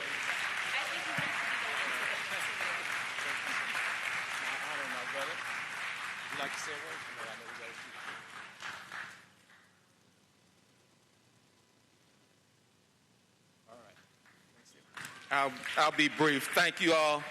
Thank you, Dr. Woods, for the work that you do, bringing attention to healthy relationships. Black Girl Dad Week is extremely important. I stand here as the father of 2 adult young ladies, but I'm still going to be a Black Girl Dad for life. It's something I can't retire from. I'm dedicated to my family. My wife, sitting there, Reese, is my reason why I stand here right now trying to do positive things, and relationships are hard. So we need people like you, Dr. Woods, giving people the tools for healthy relationships. Mentorship is very important in my final words. There's been some very positive male role models that I've been blessed to be around very early in my career here in Franklin County and Columbus, and they're a big reason why I'm here. I stand here as well, and I want to thank those whose shoulders I stood on. Thank you. Thank you. Thank you. All right. Thank you, brother. All right. All right, y'all ready for Roland and Congresswoman Joyce Beatty? All right. Well, let me just apologize because this happens all the time, and I always have to tell people that the only doctor in my household is actually my wife, who's over there. So I will have the PhD eventually, but the reality is she's the only doctor in the household as of now. So at this particular time, I want to invite a special guest to, well, actually, we're going to introduce Roland first. So if Representative Dontavius Geralds would come to the stage, we're going to introduce our panelists, and we'll be getting right into the fireside chat.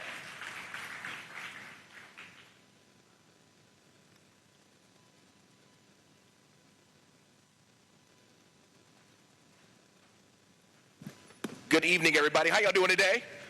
Good evening, everybody. How y'all doing today?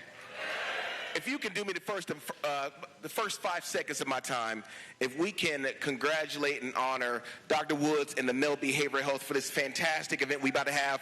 Again, I think you all can do a little bit better than that, y'all.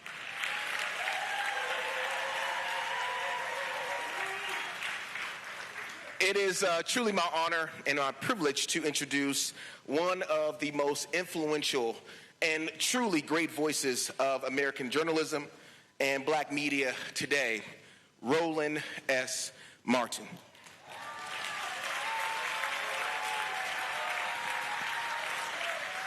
First off, let me just say, don't let this light blue fool you. I'm a proud member of Alpha Phi Alpha Fraternity Incorporated, so he's a dear brother of mine, and truly just an award-winning journalist, a political commentator, an author, a media entrepreneur, and he has built a career at the intersections of news, social justice, and unapologetic truth-telling on behalf of Black America. Roland Martin is the founder and host of the Roland Martin Unfiltered, a pioneering daily digital news show that delivers in-depth reporting and analysis on politics, culture, and economic empowerment, and truly from the Black perspective. He has previously served as commentator for CNN, appearing regularly on programs such as The Situation Room, AC 360, and was the host and managing editor of TV One's News One Now and the Washington March with Roland Martin. I think that deserves a round of applause, y'all.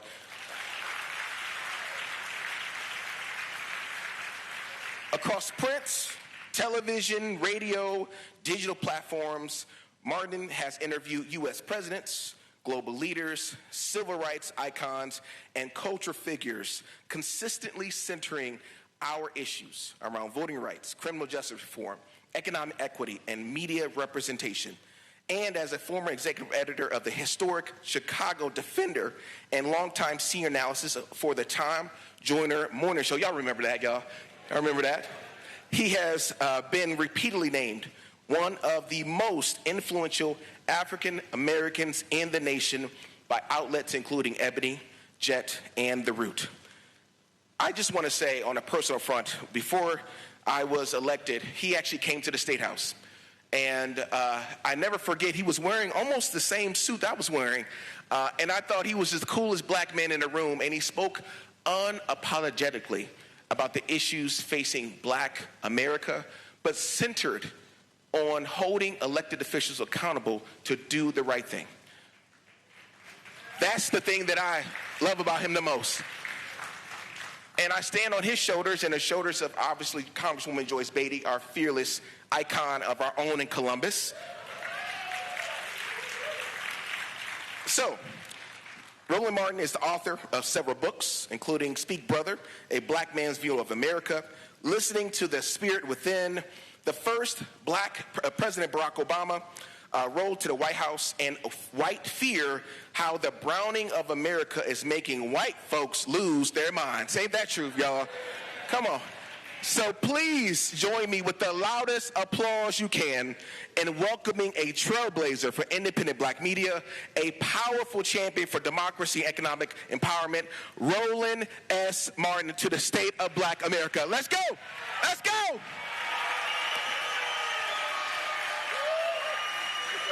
Appreciate you.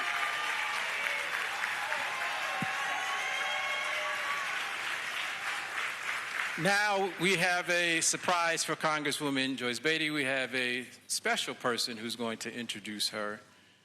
It's coming up. He looks so handsome, just to let you know. So as he walks on the stage, I want you all to give a big round of applause to her grandson, Congresswoman's grandson.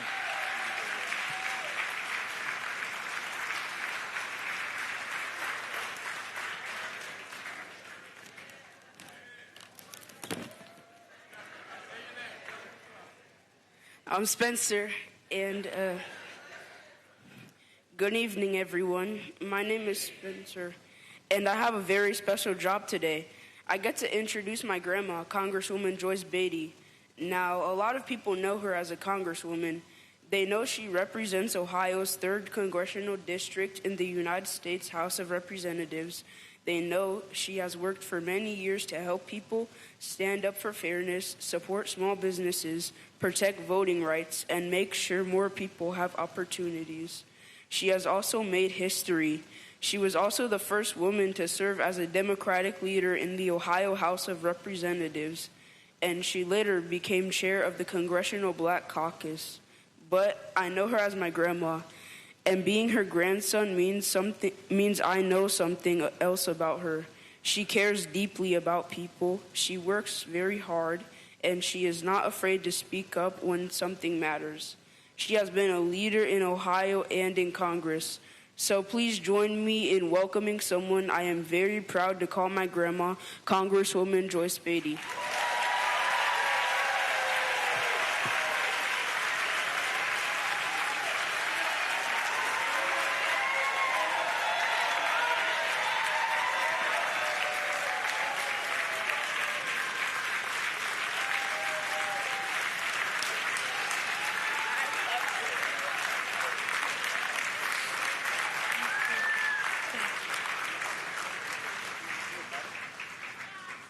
Excellent. Didn't he do well? All right, that's excellent. I don't think I should be in the middle. I think you should be in the middle. Okay. All right. You're just telling me what to do. All right. Thank you all for your patience. I know this is what you've been waiting for.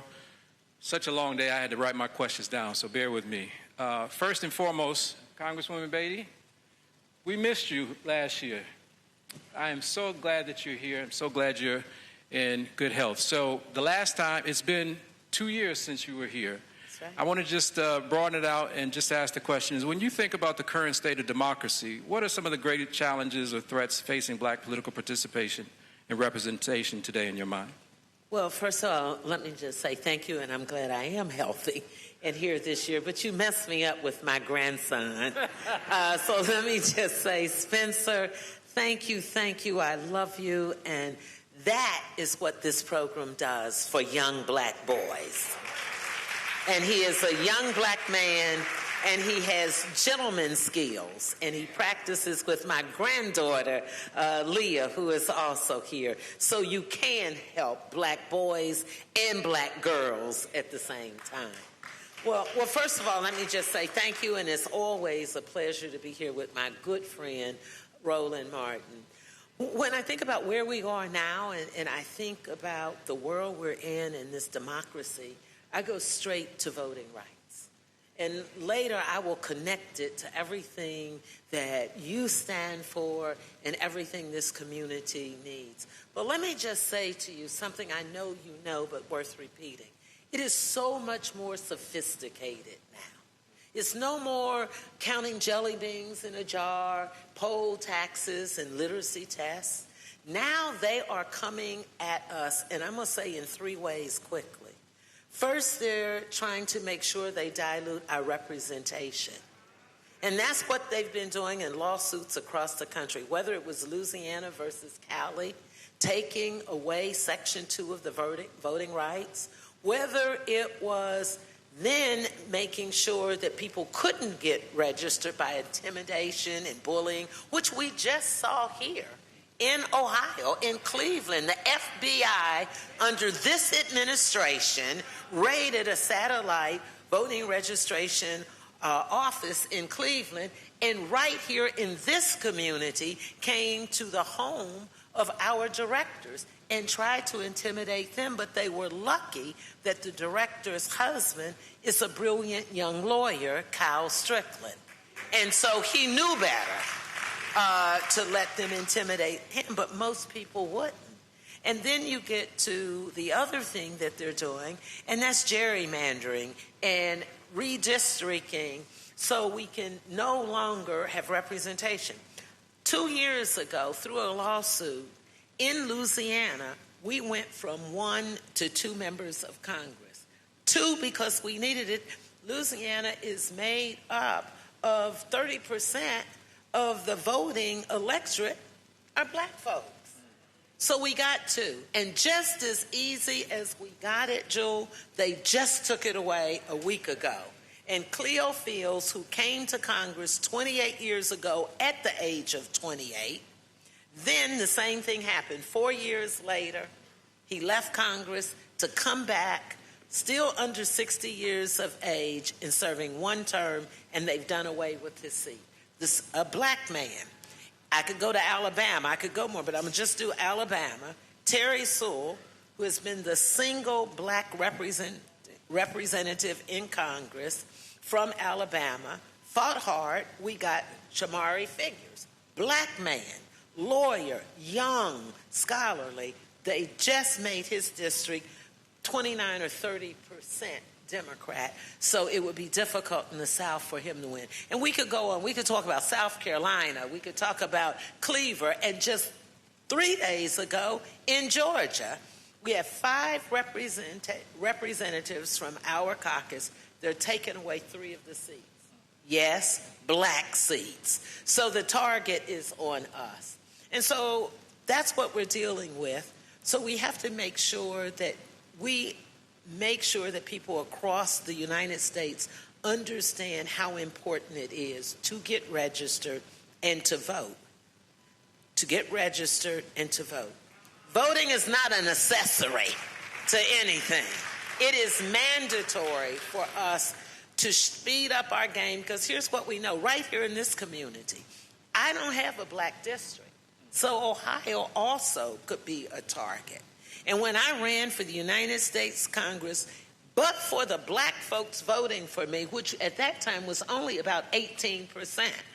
And thank you, because I think I got all 18%, thanks to you all. And I was able to win by a very small margin, but it was early vote. It was black folks understanding that in this great state of Ohio, where we always said you have to go through Ohio for the presidency. Well, think about this. Prior to my being elected, in this great state, we had only had 1 black person, and each one of the 3 of them had been from Cleveland, Ohio. Coming north, coming south, we had never had black representation in Ohio but for 1 person. And when you think it started with Lou Stokes, Stephanie Tubbs Jones, Marsha Fudge, and Chantel Brown, all from Cleveland, which was 88% black. They won because when black people vote, we what? We win. And so we're part of history here in the capital city. And we can't afford to lose this by not getting registered and not voting. Anything you want to add to that question, Roland? So, always glad to be here back in Columbus. Always good to be with Congresswoman Joyce Beatty. And so I certainly appreciate coming back. Also, I'm a firm believer about speaking outside of the room. And so just like in previous years, you should be putting in your social media, texting folks if they're not here. They can actually watch this. Just simply go to my YouTube channel or our Black Stud Network app. One of the reasons why owning is so important is you don't have to ask permission. And one of the things that, we did the All Roads Lead to the South march in Montgomery. There have been other actions taking place. If you go to freedomsummer2026.com, we were there. We actually broadcast from there and streamed it to 50 other platforms because we wanted maximum reach. And so we're doing the same thing here, and that's important because we should not look at this. We should not look at this as an event to just come and listen. Reverend Dr. Bishop Barber and I always talk about this here. These really should be operating as what we call teach-ins or citizenship education training. If anyone understands the history of the Southern Christian Leadership Conference, everyone talks about Dr. King, Ralph Abernathy, but the reality is you could not even join SCLC unless you actually went through the citizenship education program of Dr. Dorothy Cotton. That is critically important because they actually did full assessments. Did you fully understand nonviolence? Did you understand what they were working on? And I believe one of the greatest problems that we have today, all across this country, pick a state, pick a city, pick a community, is that we have completely abandoned and abdicated education. And what I mean by that is political education. Political education ties to economic education. It ties to social. It all goes together. And so the reality is we sit here today at this event as black people worse off than a year ago. And I believe that too many of us are walking around as if we are in a zombie movie, believing that things really haven't changed much. When the reality is you've had 800,000 African Americans unemployed in the last year. You saw black unemployment dramatically increase. It went up to 7.2, 7.3% under the twice impeached, criminally convicted con man in chief.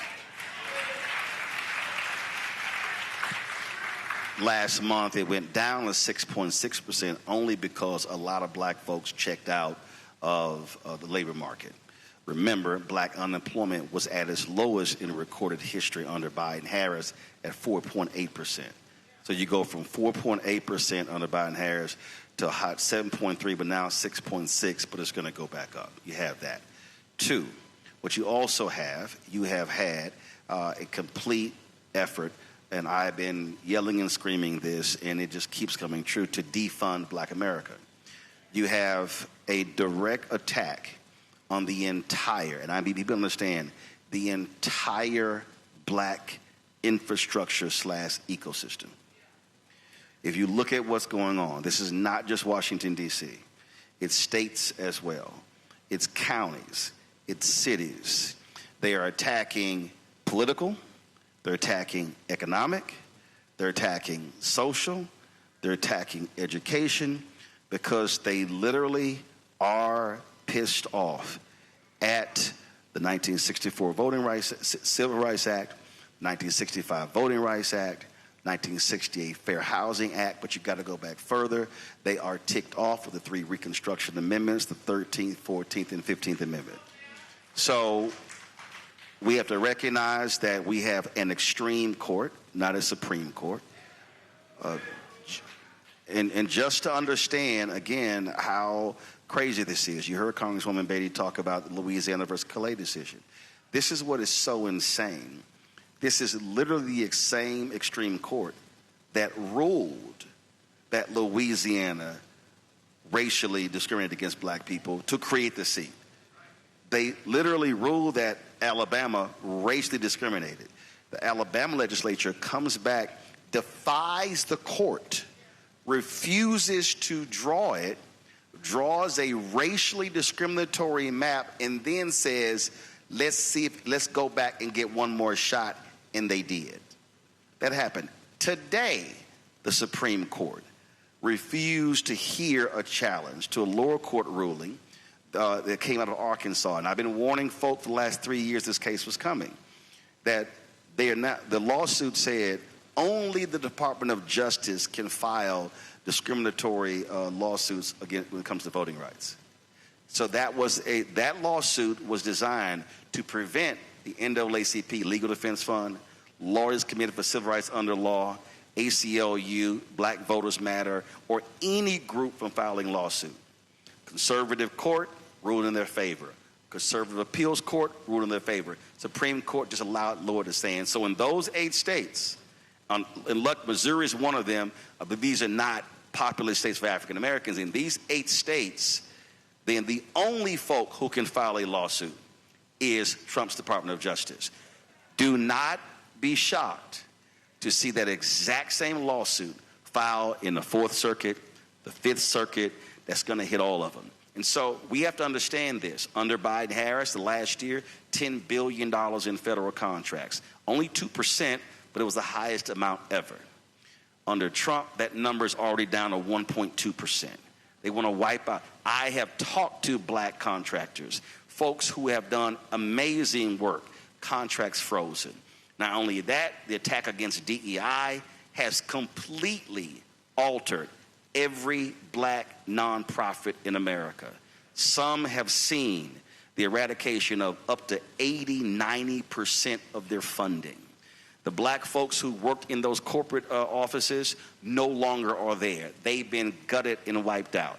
Corporations today are completely afraid to fund black events because the Trump administration is so devious and so evil that you just take telecommunications companies, his FCC, they literally look at the list of all the things that these companies are sponsoring.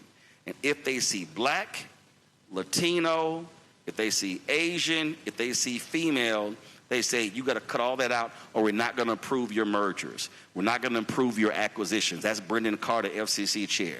So you've never had in American history where an occupant of the Oval Office, because I will never, ever give him the title of president. You have never, ever had an occupant of the Oval Office use the power of the office to attack, demean, degrade, and target corporations, law firms, nonprofits. This entire national ecosystem is afraid of this man. And the problem is we have too many people who are afraid to challenge him, afraid to call him out, and we know he can't stand her because out of all those damn people sitting on the board of the Kennedy Center, she was the only one that filed the lawsuit. One, and they are so childish that if you drive by the Kennedy Center, they have a massive tarp covering up the name because he's so mad that they take his name off the building. We need to understand the level of evil. And the last thing I'll say this here. The New York Times just reported Pete Hegseth is so racist. He is so racist that he is personally removing black generals, women generals from being promoted because he said they supported diversity. He just removed a black man from being appointed, and the review board picked his brother, number 1, and chose a white man who was number 3, but they have the audacity to talk about merit. We need to realize that this is Jim Crow 2.0 right now, and too many of us are not acting like it. You know, I'm actually feeling like I just want to get out of the way and let these conversations, but... I told you to throw them questions out. Right. So, Congresswoman... No, I'm going to make some comments to say thank you. So 100%. So, Congresswoman, please feel free to, sort of add on to that. But I'm specifically interested, since rolling with national, anything in Ohio that makes you want to talk about the specific challenges and opportunities. You mentioned, for example, what happened in Cleveland. Is there anything that you see that specifically might be something we need to pay attention to about what will be happening here in Ohio moving forward, specifically in the next 2 or 3 years? I think if we go back to what Roland says, it all relates to Ohio. When you look at, let me thread the needle for you. The reason it's important for us to register and vote, because you get the outcomes of who you elect. And so when you want to talk about our black little boys and girls and them telling them that they can't read books like Amanda Gordon, Toni Morrison, First Lady Michelle Obama, because they don't want them to have the hope or the knowledge of seeing that they can be what we know they can be. If you want to talk about health care, but for President Obama, we would not have had the Affordable Care Act. Young college kids wouldn't have been able to stay on their parents' insurance over 26. And everybody in this auditorium wouldn't have been insured because we've all had a pre-existing condition. If you've had a cold, your tonsils out, stitches, a baby, everyone has had a pre-existing. So it's important when you think about education, health care, mental health, when you talk about wealth and economics, it's all on who you elect. And if you elect people because they're popular or they give you a great speech, then you're getting what you deserve. You have to have somebody that's going to give you hope, somebody who is unapologetically black and not afraid to say it, but someone who can dance and walk in every room. Because let me tell you, I left Columbus, Ohio, went to Washington, D.C., to fly to Montgomery, to Birmingham, to be with you in Selma. And let me tell you why it's important. Because we control the federal budget. And when we have dollars, whether they are through the DNC, whether they're through the DCCC, it's important for you to elect people who understand that we need people like Roland Martin to be able to get funds. And then don't talk about it if somebody says, oh, they gave Roland $10 million, which he didn't get and should have, then we should not be saying that's too much. So this is what I want you to stop doing. If a brother has a salary that seems like a lot and he got it, you ought to be saying, thank God, because little Spencer can now get twice that much. Dr. Angela Price can be able for her program to get 3 times that much. And it is so important for us to understand our history. We went to Selma because it was important for us to be there for the voting rights. It was important for us to be there because of John R. Lewis' Voting Rights Act. It's important for us to know what we're fighting for in Ohio. Because if we lose in Ohio and we lose in the Midwest, we'll lose in the West and we'll lose in the South. We have to go back and do what I call old school, new school. Old school. We have to march. You can't talk about it's too hot. People walked for miles in suits and ties and dresses and hats and purses so you could sit your behind in the Lincoln Theater. And so you could elect me to go to Congress. So we have to speak truth to power. And we have to not be afraid, but we also have to have hope. And that's what my lawsuit was about. Now, let me just tell you, I know you know your history, so you know who Ruby Bridges is. When I walked into that meeting, which was not held at the Kennedy Center, and I had vowed that I would not go to the White House ever again while Key was president. But the day he changed the meeting to the White House so it could be on his turf, 41 board members showed up, and no one was in that room that looked like me. And so when the lady sitting next to me, she said, oh, I'm sure you're angry, because we had filed the first of 3 lawsuits. And we won on the first lawsuit.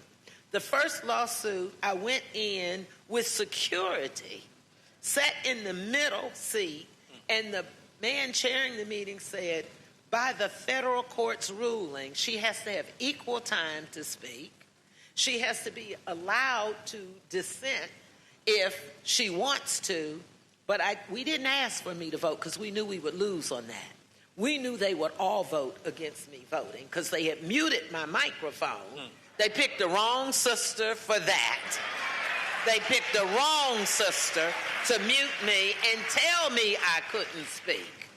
And that was the first lawsuit. So make a long story short, it did take courage, but I thought about Rosa Parks, who got arrested. I thought about Fannie Lou Hamer, who gave her life.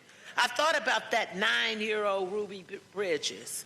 And when my turn came, I did what my communications director sitting there going to tell me, straighten up your posture. Throw your back and your head up and look him in the eye and say, truth to power. And I was so proud that I was the only person to say, this is wrong because it's unlawful. We cannot let people do things that are illegal, because if any of these brothers and sisters go and do anything illegal, you know what the consequences are. And so we won on that lawsuit. We filed then to take his name down. 4 hours I sat in that courtroom with 6 attorneys. And let me just tell you, the day we got the verdict from the federal judge Cooper that we had won that case, it was feeling like Rosa Parks and Martin Luther King and everybody else that I thought of that fought for us, because I was fighting for you. I was fighting for the Lincoln Center. I was fighting for the Martin Luther King's Performing Arts Center, and every black performer, every family, every little black kid that walked into the Kennedy Center. For every black performer that man said was irrelevant, not talented, and he'd never have them. People like Gladys Knight, people like Aretha Franklin, Patti LaBelle, Smokey Robinson, and the list goes on and on. And so I spent 13 hours standing in front of the Kennedy Center. And at 4:00 a.m., I looked at my watch, and the letters to his name came down. The only member of Congress in the history of the Congress to sue a sitting president and win. That is the courage and the hope I give to you. That is the power that we can have if we educate our little black boys and girls. And I want to say thank you to Roland. Roland is a dear friend. Roland has had me in his studio, which is amazing, by the way. And we have covered things when others were there standing with that man that's in the Oval Office. We were in Roland's studio educating the American people. So I want to say thank you to you, Jules, for having the confidence and the courage to let us speak truth to power. There's something, there's something that the Congresswoman said that everyone here, you need to really understand the role that you play. She said, quote, by federal decree, which means that was a federal judge. Even though she's a member of Congress, she's in the House. House members don't have a say in who becomes a federal judge. That's the Senate. Presidents appoint, Senate confirms or denies. So you ask the question, Ohio, you've got a Senate election. So to understand, you have the 2 oldest individuals sitting on the Supreme Court are Sam Alito and Uncle Clarence Thomas. But I need you to follow me here. If either one of them chooses not to retire, not by November, but by January, because you got to understand, the election could happen in November. Democrats could take back the House and or the Senate. One of them can retire, and I can guarantee you they will move for a confirmation immediately, meaning in November or December before the new Congress comes in. But let's say they don't retire. That means that Democrats can control the Senate, and then they can determine if there's even a hearing. I dare say that Democrats should have the guts, if one of them decides to step down or one of them passes away, to say to Republicans, we ain't going to hold it. We're going to do the same thing y'all did That's right. to Obama and Merrick Garland. But again, you have a gubernatorial race. You've got, on the Republican side, Vivek Ramaswamy, who don't give a damn about black people. By the way, understand he should be thanking black people, because the only way him or his ancestors could come into the country was because of us fighting to change the immigration laws. But follow me here. He has already said he wants to shut down Central State University. So I need you to understand. It's not just your vote. But the question is, and I'm going to go back to what you said when you ran, you said you got all 18%. I need you to understand also why we're losing. 2008, 2012, you had massive black turnout with the election of Obama. The 2012 election was the first time in American history, by percentage, more black people voted than white people. First time in history. I'm trying to, the reason my book is White Fear, because they not only saw that, they also saw the changing in terms of the demographics. They'll be a minority by 2043. So you have to understand, the problem is, since 2012, our numbers have gone down, down, down, down. It went up in 2020 only because it was COVID, they expanded access to the ballot. It goes down in 2024. So what does that mean? What does it mean? It means that we simply are not voting our number. Congressman Harold Washington was elected the first black mayor of Chicago because 85% of all eligible black voters voted. There were some precincts by noon, 100% had already voted. They literally were like, can we go home? Why are we still open? And they said, no, by law, you got to stay open. Why is that important? Because we have to look at numbers. We have to look at what's turnout, not percentage, turnout, raw numbers.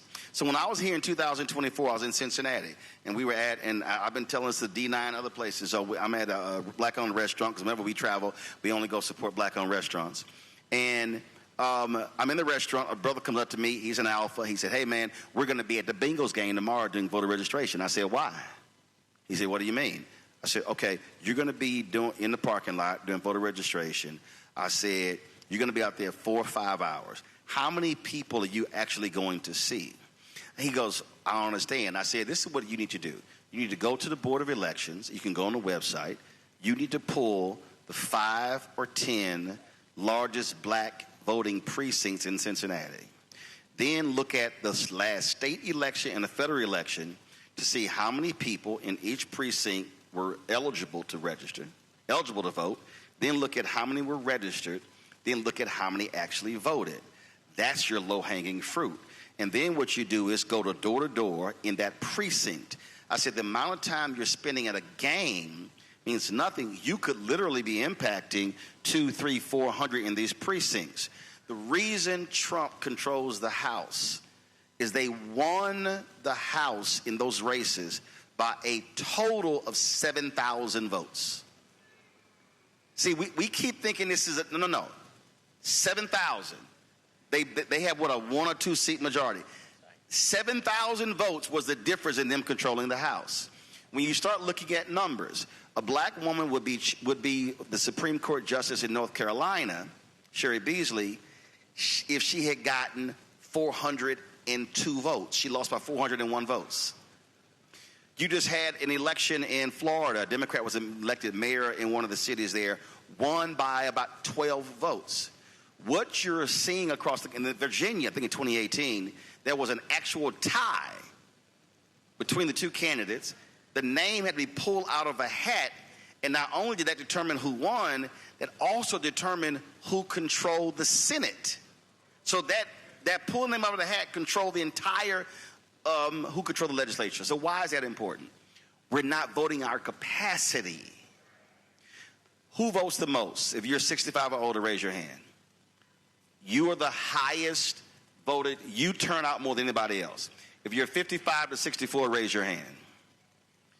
You're number 2. If you're 45 to 54, raise your hand. You're number 3. If you are 35 to 44, raise your hand. All right. Now I want y'all to turn the lights up, please. No. Follow me here. Again, 65 plus, raise your hand. Okay. 55 to 64, raise your hand. 45 to 54, raise your hand. 35 to 44, raise your hand.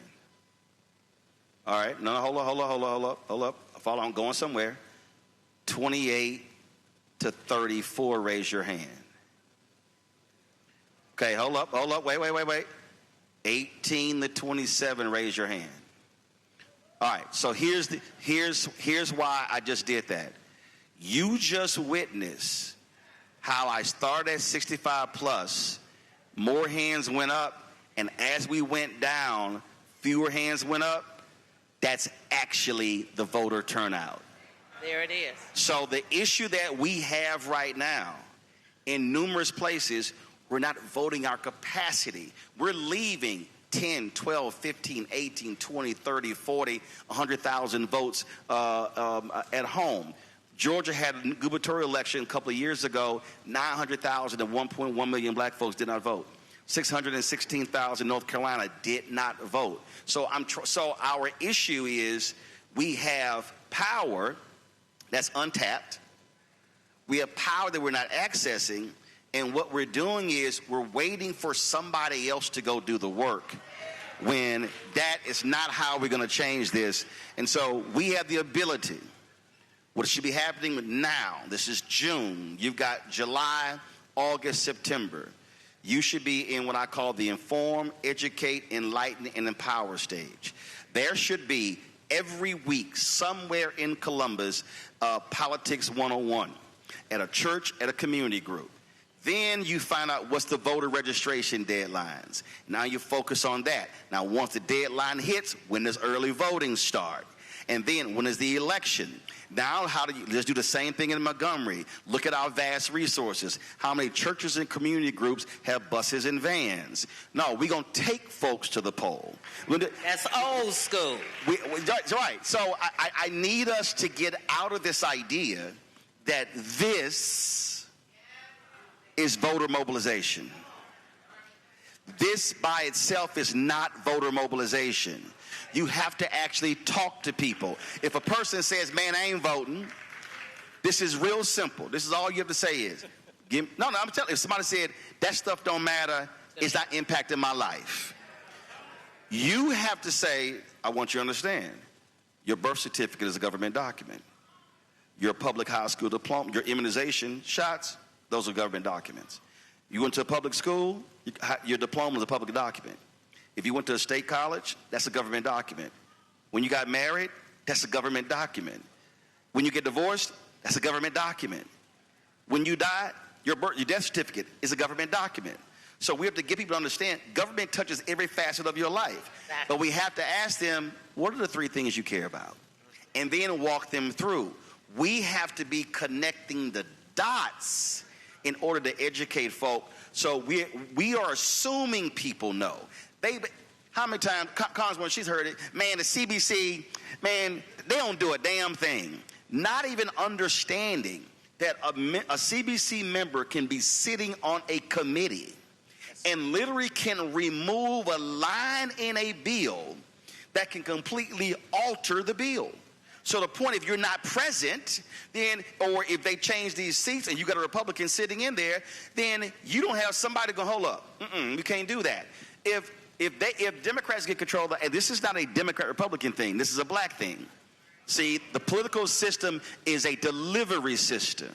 So you have to decide who can deliver more things to me, them or them. If they are anti-black, meaning Republicans, they surely not going to deliver anything to me. So if this is a delivery system, I'm going to vote for the Democrat, but then hold them accountable to bring back what I asked for.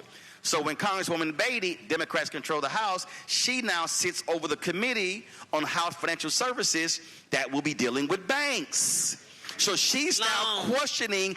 See, so folk need to understand, and it's not just Ohio. She's now challenging them, the national banking policy, the national housing policy. In every facet, she can sit here and say, Bank of America, J.P. Morgan Chase, Wells Fargo, what is your spending on external law firms, on external accounting firms? What are your contracting? Not just board members, what's your black-owned media advertising? That's how expansive it is. So we need to understand what political power actually does for us. Let me just jump in here, because this is amazing to bring it back to you with Ohio. And I just happened to have this. Had no idea we were going to go this way. So we used to have funds that came back to the community, set-aside dollars. They didn't like that. Democrats were in charge. We brought them back, but we were smart. We called them community projects. So, Jewel, to answer your question and to back up what Roland just said, I'm sitting as a chair of a committee. I'm chair of the Congressional Black Caucus, now the first to be chair emerita. So what happens? All politics are local. So we have Elgin Ward YMCA and the James Ashburn, right? $3 million I got in a line item for them. They had never received monies before. Now, hold on. Meaning you inserted that into the bill for Ohio and Columbus, Ohio. It gets better. Black man runs Columbus Metropolitan Housing. $1 million in community. The Family Health Center with Dr. Mohammed and Jackie Woodard. Black people leading it. $750,000. Mental health to our local mental health with Erica Clark. $1 million. Ohio Health to Karen Morrison. $1 million for mammograms. I got more than $20 million for Columbus, Ohio. They're attacking a black mayor in Whitehall, Michael Bivens. So last week, I got him $2.5 million. That's what it means when you vote and you educate your community. And this is stuff, it's like you said, it's not about me bragging, but you put me there. And you have to make sure when you put people there, they can't say, oh, we can't raise money. Right. Oh, we can't do. Anybody tells you that, don't vote for them. And you tell them, I told you so. Because we are at the most critical point in our lives. And it is so important that we come together. I couldn't do a lot of this stuff without Roland Martin. I'll call Roland. Where should I be? What should I say? You have to be able to connect. I'll call Jewel and I'll say, okay, what are you working on now? Who are your sponsors? Can I help? Can we figure this out? And that's what you can do when you're educated about the numbers and the facts. All right, thank you. So Jewel. Let him go with his question. Sure. Come on. So again, we're connecting dots. We're connecting dots. If expand what she just said now to when you have a U.S. Senator for the whole state. There you go. The reason HBCUs, and I'm going to pull up Central State's number in a minute, the reason HBCUs got $17 billion under Biden-Harris. With the B. With the B. The most in history is because of a brother from Virginia who chaired the subcommittee. I need y'all to hear me. Because he's a Democrat, he became the chair. When the Republicans control it, she's the ranking member, meaning you in a minority. So here's Bobby Scott sitting here as the subcommittee chair. Bobby Scott, I'm seeing the money coming. And so folks like, man, why they ain't saying nothing? So Bobby, he's an alpha. I call Congressman Scott. He's like, Roland, I love to come on, but I don't want nobody to know. That's right. He said, listen, we may not be in control of the House after November. I'm trying to shovel as much money as I can. You supposed to be saying this? I'm telling you, this is a yeah. No. He's come on the show and we talked about it. But he literally said, but again, he said, I've shoveled so much money. And again, folk don't know. They see Clyburn, they see Congresswoman Maxine Waters. Don't realize he's the chair of the subcommittee. That's where the $17 billion came from. And so by being over the committees. And so when we talk about state of Black America, power, political capital, and then I know some simple Simon Negroes out there who gonna say, man, I'm sick, y'all talk about all this government stuff, do for self. Let me be clear. When the twice impeached fool went to Saudi Arabia, 42 American CEOs went with him. There you go. So if you think that government, no. Corporate America uses government. Law firms use government. They understand that government can drive the Saudi investment fund. It can drive the sovereign wealth funds across the world. They understand that. Capital gains, tax policy, all those things. And so how silly do we look saying, nah, man, we ain't doing that government thing. We gonna do for self, when the richest corporations, and Elon Musk became a trillionaire because of government. Exactly. He got $38 billion in tax subsidies, and we sitting here saying, why y'all sitting here talking about government? That's how he became a trillionaire. That's how Apple. So how stupid do we look not maximizing government the way they are? That's called playing chess and not playing checkers. Thank you. So, listen, we're running out of time. And what I want to do is actually just create some space for community questions and answers. And while we actually have Brother Teddy put himself in a position just to allow the community to ask a couple questions, I'm going to let Roland and Congresswoman Beatty maybe say some final words. But just on this last piece, because the one thing that you just mentioned is, how do we get folks out of thinking a certain way? It also just has to do with the sort of narratives, like the narrative of, what does it mean to have black faces in high places? What do we want? Black faces in low places? So what I want us to actually talk about is just, wrapping up some comments, is what would you say, for example, to those young, because you gave the age categories, those are 14 to 18-year-old black males. So for both of you, what message of hope, what message of urgency, and what message of action would you conclude on before we go to the community answers? But specifically for some young folks who might be caught up in some of these questions and things that we just need to get out in terms of myths about political participation. Well, I think you have to understand that we now have some of the youngest brothers in Congress that we've had in the history. And it's important because while Bobby Scott has been there for a while, he is a black man, he is a scholar, and he will have a gavel, which means he will put more money not only into HBCUs, but into public schools, so you can have programs whether you go to college or you're in the workforce. You have to think about the war, and you might not be thinking about that like when I was your age and the generation for our young boys who had to go to Vietnam, who had to go to World War II and fight. This president has put $132 billion already in the war with Iran. And when you think about somebody in this room or in their family went to bed hungry last night. Someone went to the grocery store and put half the things in their cart back. Someone pulled up to the gasoline station and got $10 versus $50 worth of gas. That's in this room. And so I'm saying to you, stay in school. Get your education. That's right. I'm saying to you, go to college if you can and want to, and if not, get a skill. I pay more for my plumber and my electrician than I pay for people who have degrees. So it is not necessary for you to go to college, but it is necessary for you to do something. Let me just say this.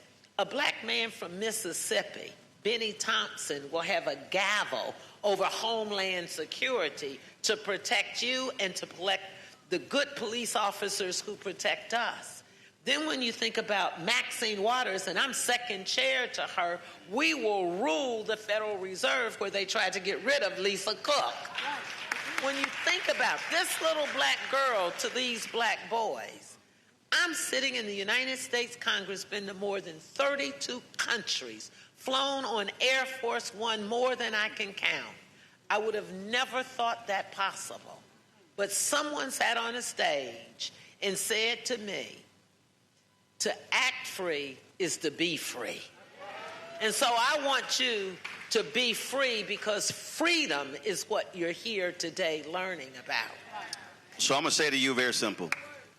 This could mean you, or it could be your classmates.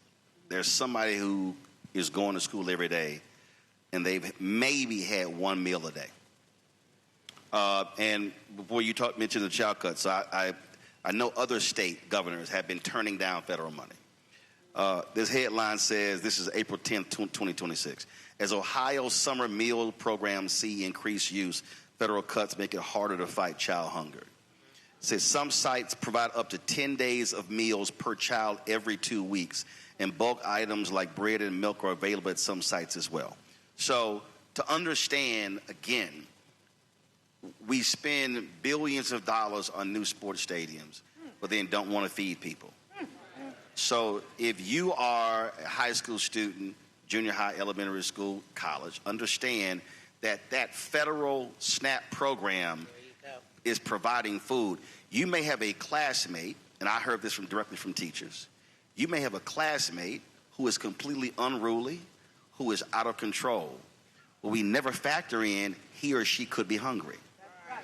So when you have these politicians stand up in these grandiose terms and talk about, oh, we're going to cut SNAP benefits, they are literally saying we're going to not provide food to people.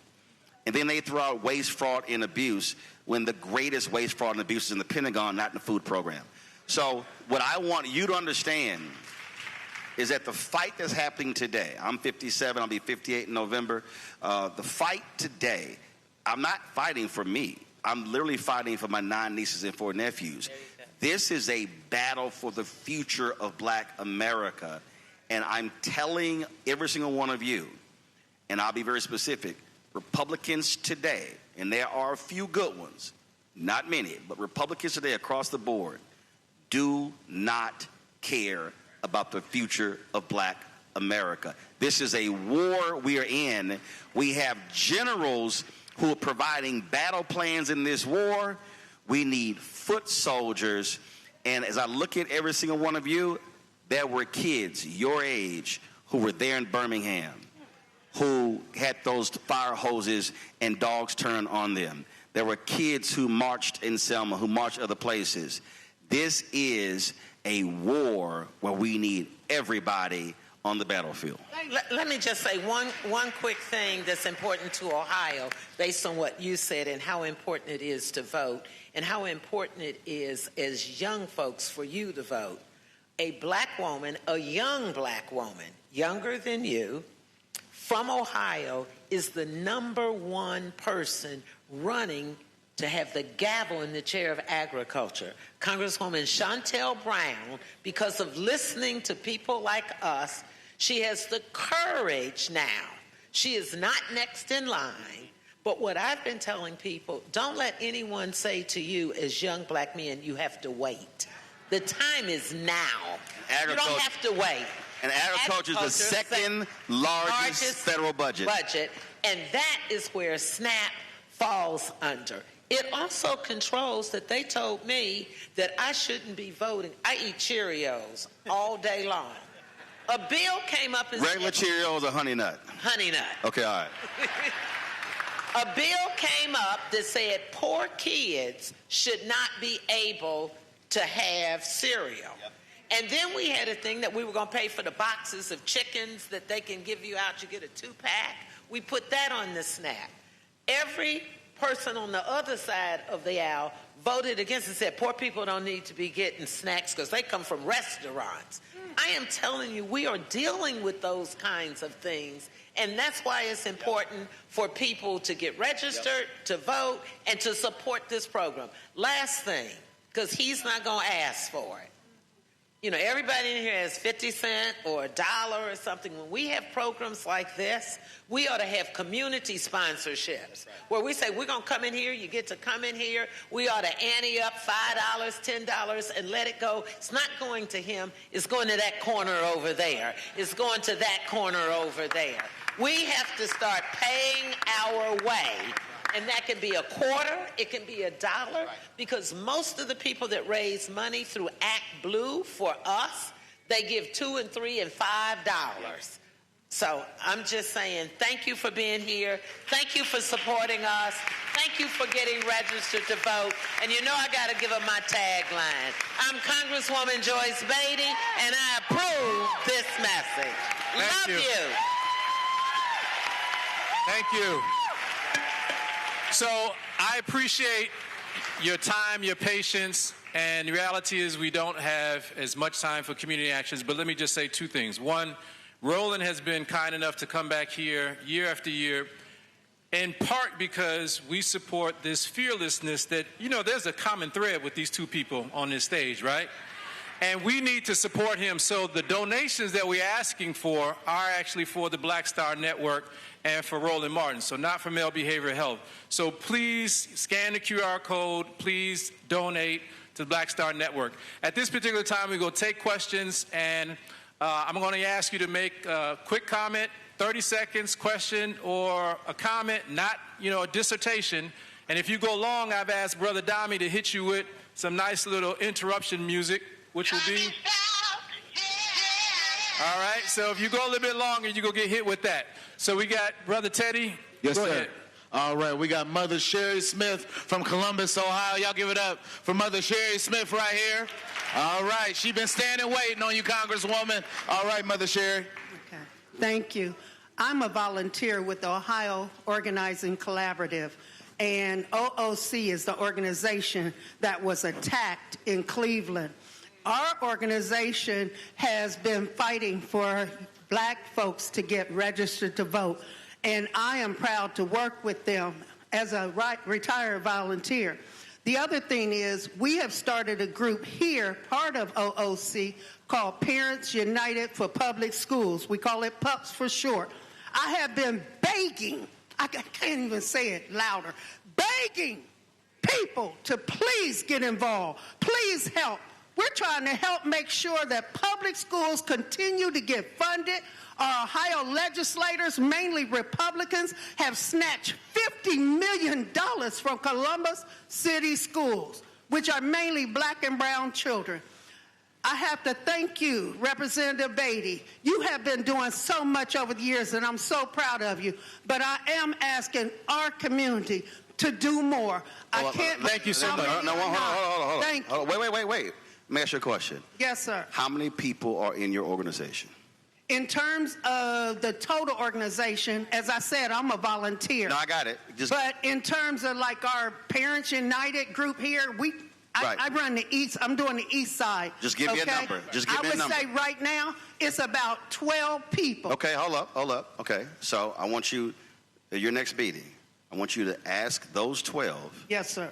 To each personally to bring 2 to the next meeting. And we've been doing that. Right, but follow me here. Yes, sir. What we're doing is we're hoping folks show up. Yes. If you do that over a period of 2 to 3 months, you will go from 12 to 48 to 60. This is about a collective action. And so that's how we also have to be moving and operating in terms of challenging folks to say, hey, all I want you to do is just bring 2 people. Now, here's the deal. If those 12 don't bring 2 people, right, that means they're not serious about advancing the agenda. Yes. So challenge those 12 to bring 2 to your next meeting.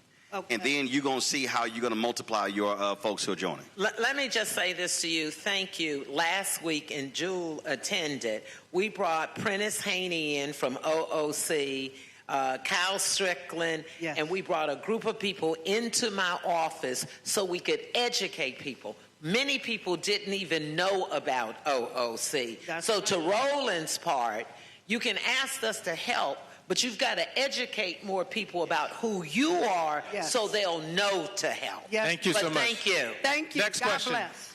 And we're going to ask it to be more of a question than a statement about a number of different things. So, David, hold the mic. Hold the mic. You got it. Hold the mic. All right, we got Thank you very much. Councilwoman Letitia Hall. No, excuse me, Councilwoman Letitia Null. Hi. Give him the mic. Give him the mic. You gotta hold it. Put your hands down. Don't ever We let go good. of the mic. There we go. All right, Letitia Null, Councilwoman in Woodmere, Ohio, near Cleveland. Soror, Roland, I thank you all. I thank you for being here. In Cuyahoga County, May 5th, we had 22% voter turnout. In Woodmere, I live 1 square mile, 55% African American, where there is high voter registration but low voter propensity. What are 2 or 3 strategies to improve voting with those black voters who have low voter propensity in other major areas where money is not an issue? First, have you pulled the data?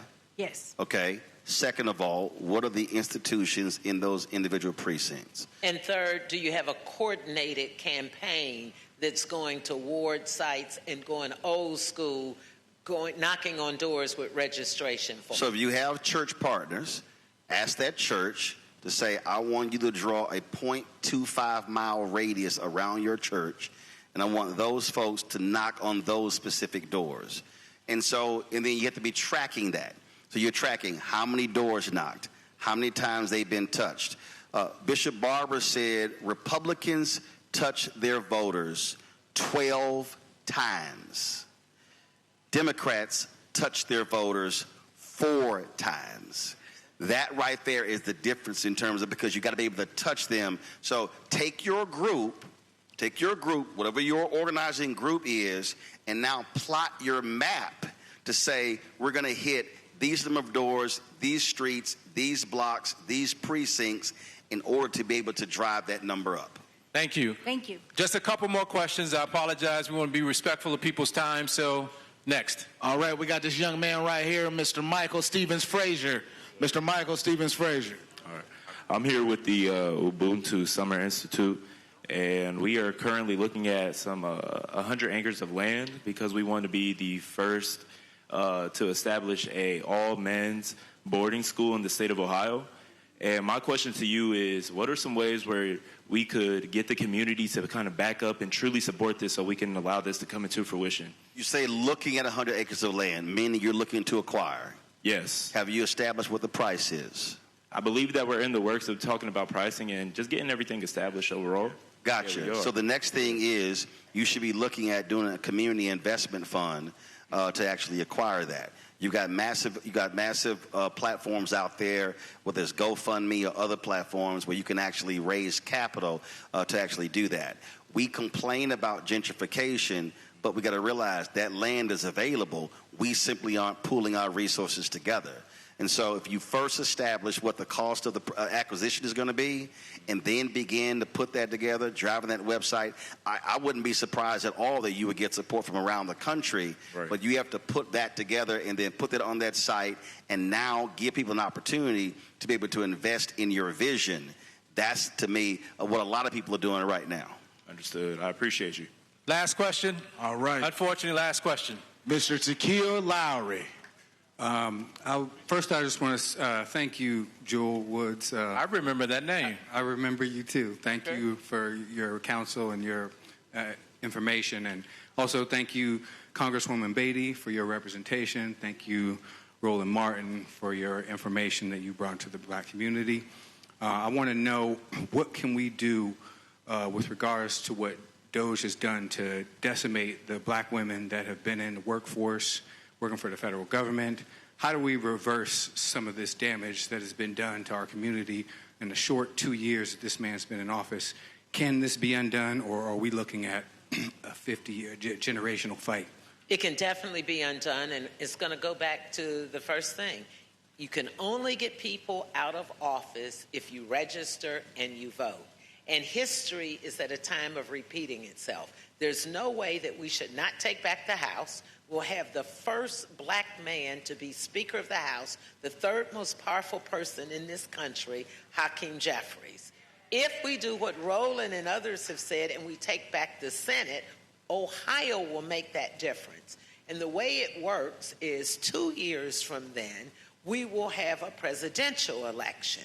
And if we then, as history tells us, it should be a Democrat, we will then have a different administration who will restore everything that's done. Our first executive orders will undo and put back in what Biden put in after the first presidency. He took away diversity and inclusion. He took away everything that we had for black people. Corporate America bought into it because they were afraid. And so we can definitely undo it. It has happened before, and it will happen again. Vote. So I need you to go micro to macro.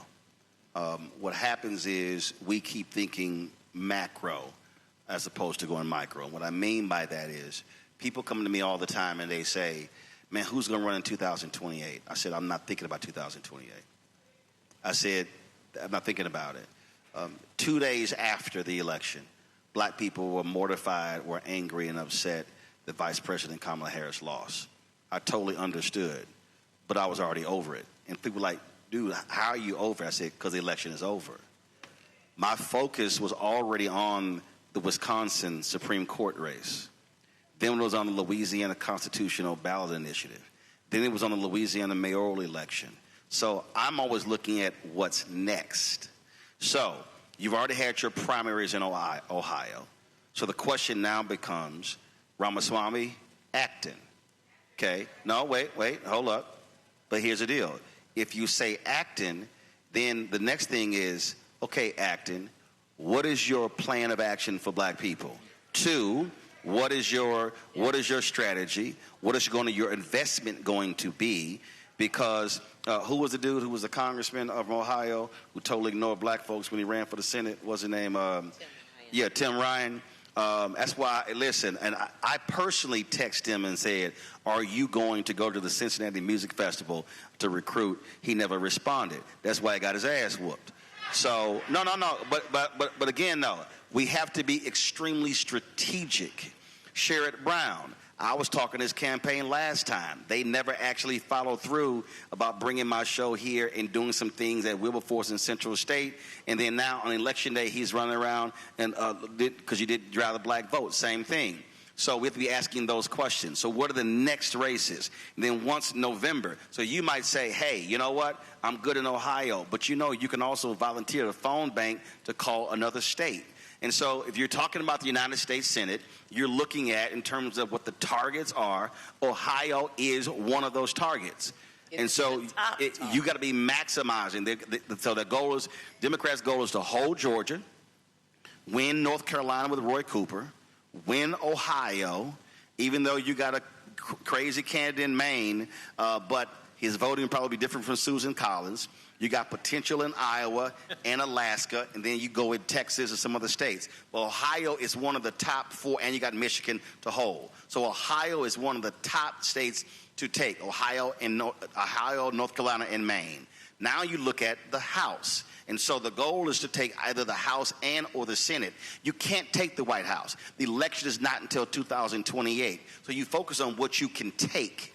And so right now the focus is take the Senate, take the House, take the governor's mansion, because if you take the governor's mansion, then you have the ability to stop a lot of the things that the legislature is doing. Now you start looking at your state Senate and your state House races. Again, we're expending wasted energy talking about who's going to run in 28, and if you're not mobilizing and organizing for 26, then you're ignoring what's going to be happening next. So focus on what's right in front of you. Thank you. So at this particular point, we're about to wind down. I appreciate it. This is where we would have had a sort of call to action. And again, one of the reasons why Brother Roland has been kind enough to keep coming back to Columbus, because I keep convincing him, or at least making the argument, that Columbus is going to be different. So literally for the last 5 to 6 months, we have been working on this civic education program that he's been challenging in us. And we wanted to launch it tonight, so you'll get that invitation shortly because we had some technical difficulties. So at this time, I'm actually let these beautiful people sort of close us out.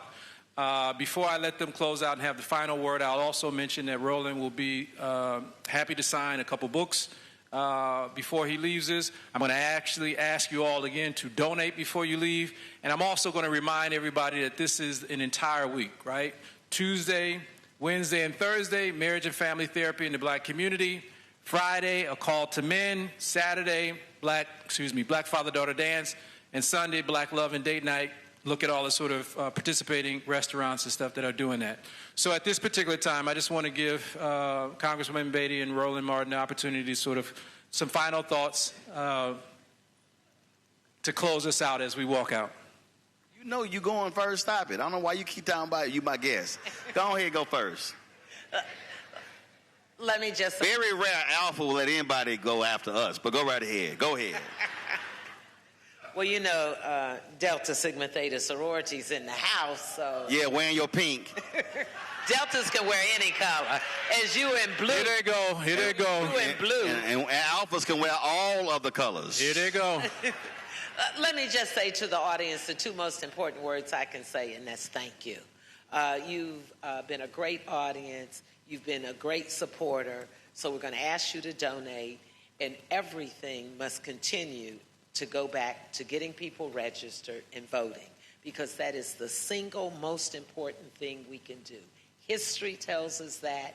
If you go back to 64, 65, 68, if we go to 1972 when we were in the Midwest in Gary, Indiana, that was the largest at that time gathering of black folks to make sure that we got black folks elected.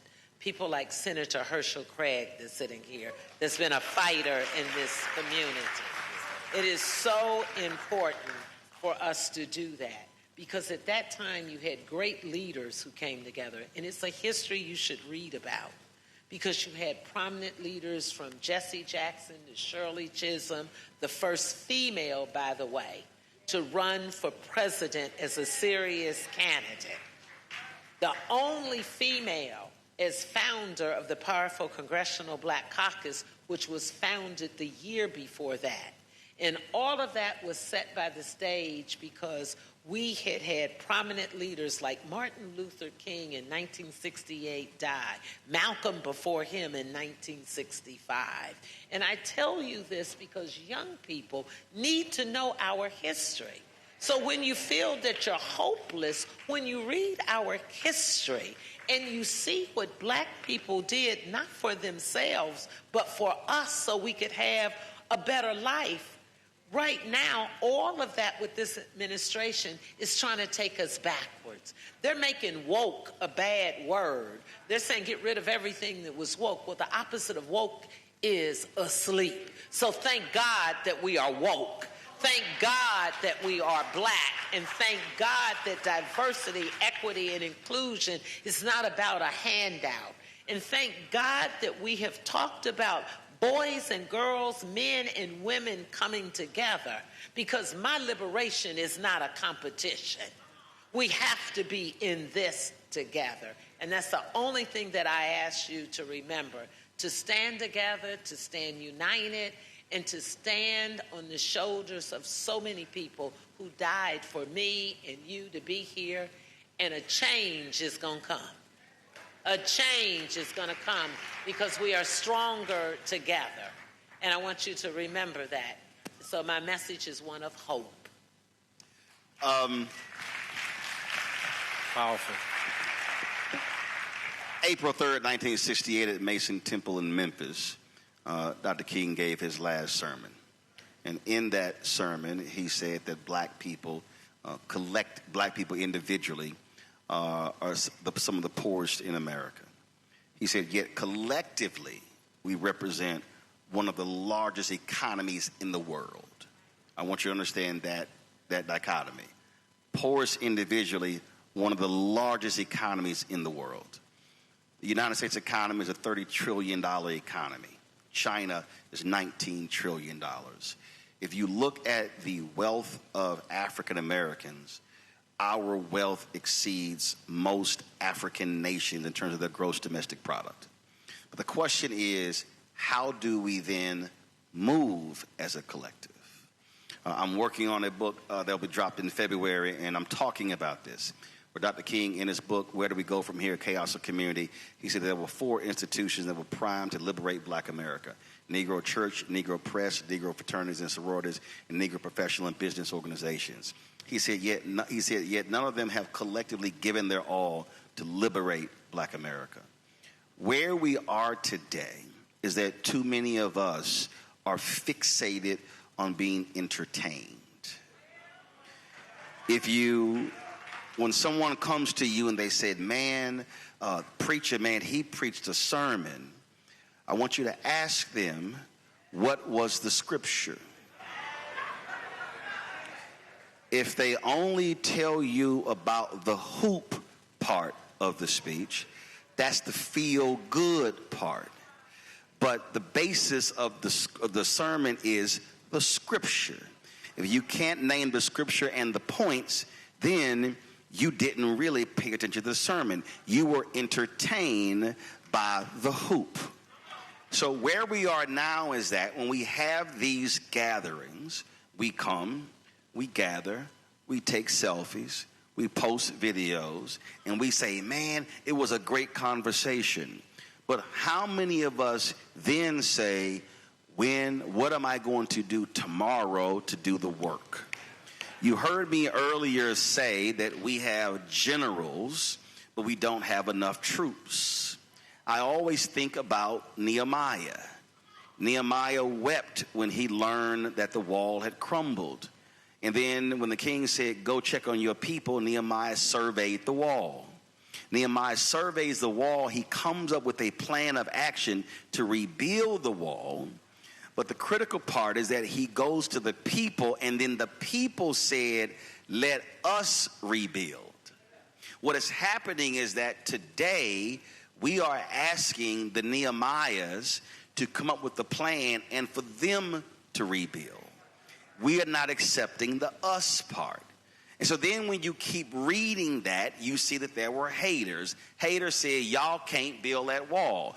That's haters saying, y'all can't register low propensity voters. Y'all can't raise money together to pay for this. Y'all not going to be able to do nothing to raise the money for the 100 acres. Nehemiah said, ignore the haters, keep building. Then as you begin to make progress, and all of a sudden the haters said, oh no, we got to stop you from proceeding. Let's be clear. There are going to be some black haters trying to stop what we're talking about. Those black haters will be Democrat or Republican. Those black haters will be male or female. It does not matter. And so Nehemiah said, keep one hand on your weapon, but keep building with the other hand. The beauty of that, and there are people talk about Nehemiah, they get excited because the wall got rebuilt. No, I get excited because the book lists the names of the people that built the wall. What I'm saying to you is this here. If we come back 20, 30 years from now, and the conversation in Columbus, and the conversation is Ohio, is about what Fannie Lou Hamer did, what Dr. King did, what Carl Stokes did, what Louis Stokes did, what Marsha Fudge did, what Joyce Beatty did, and your names are not mentioned, that means that you didn't do any work.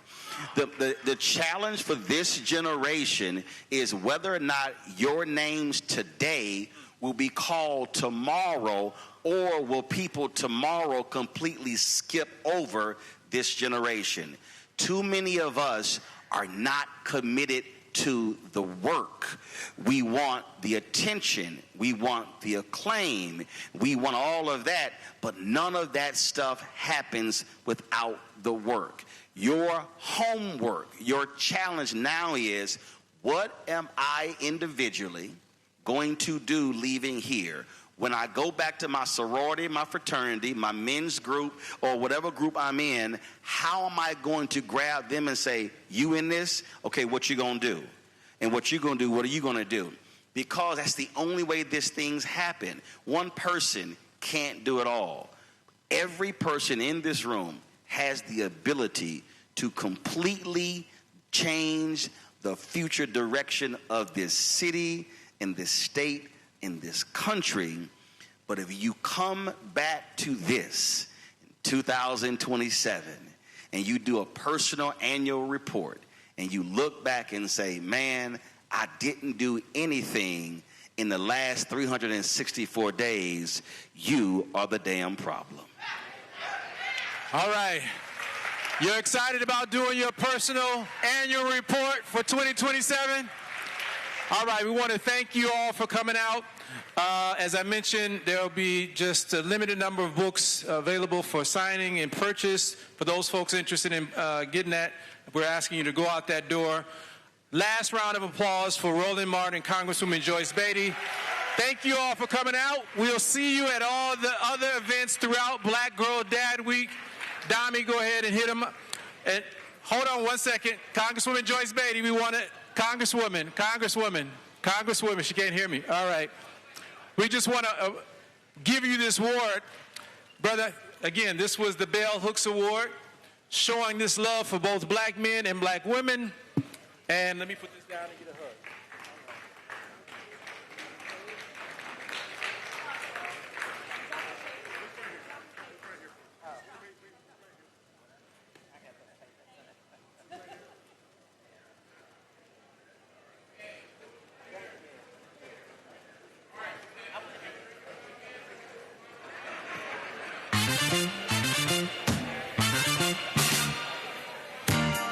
We thank you all for coming.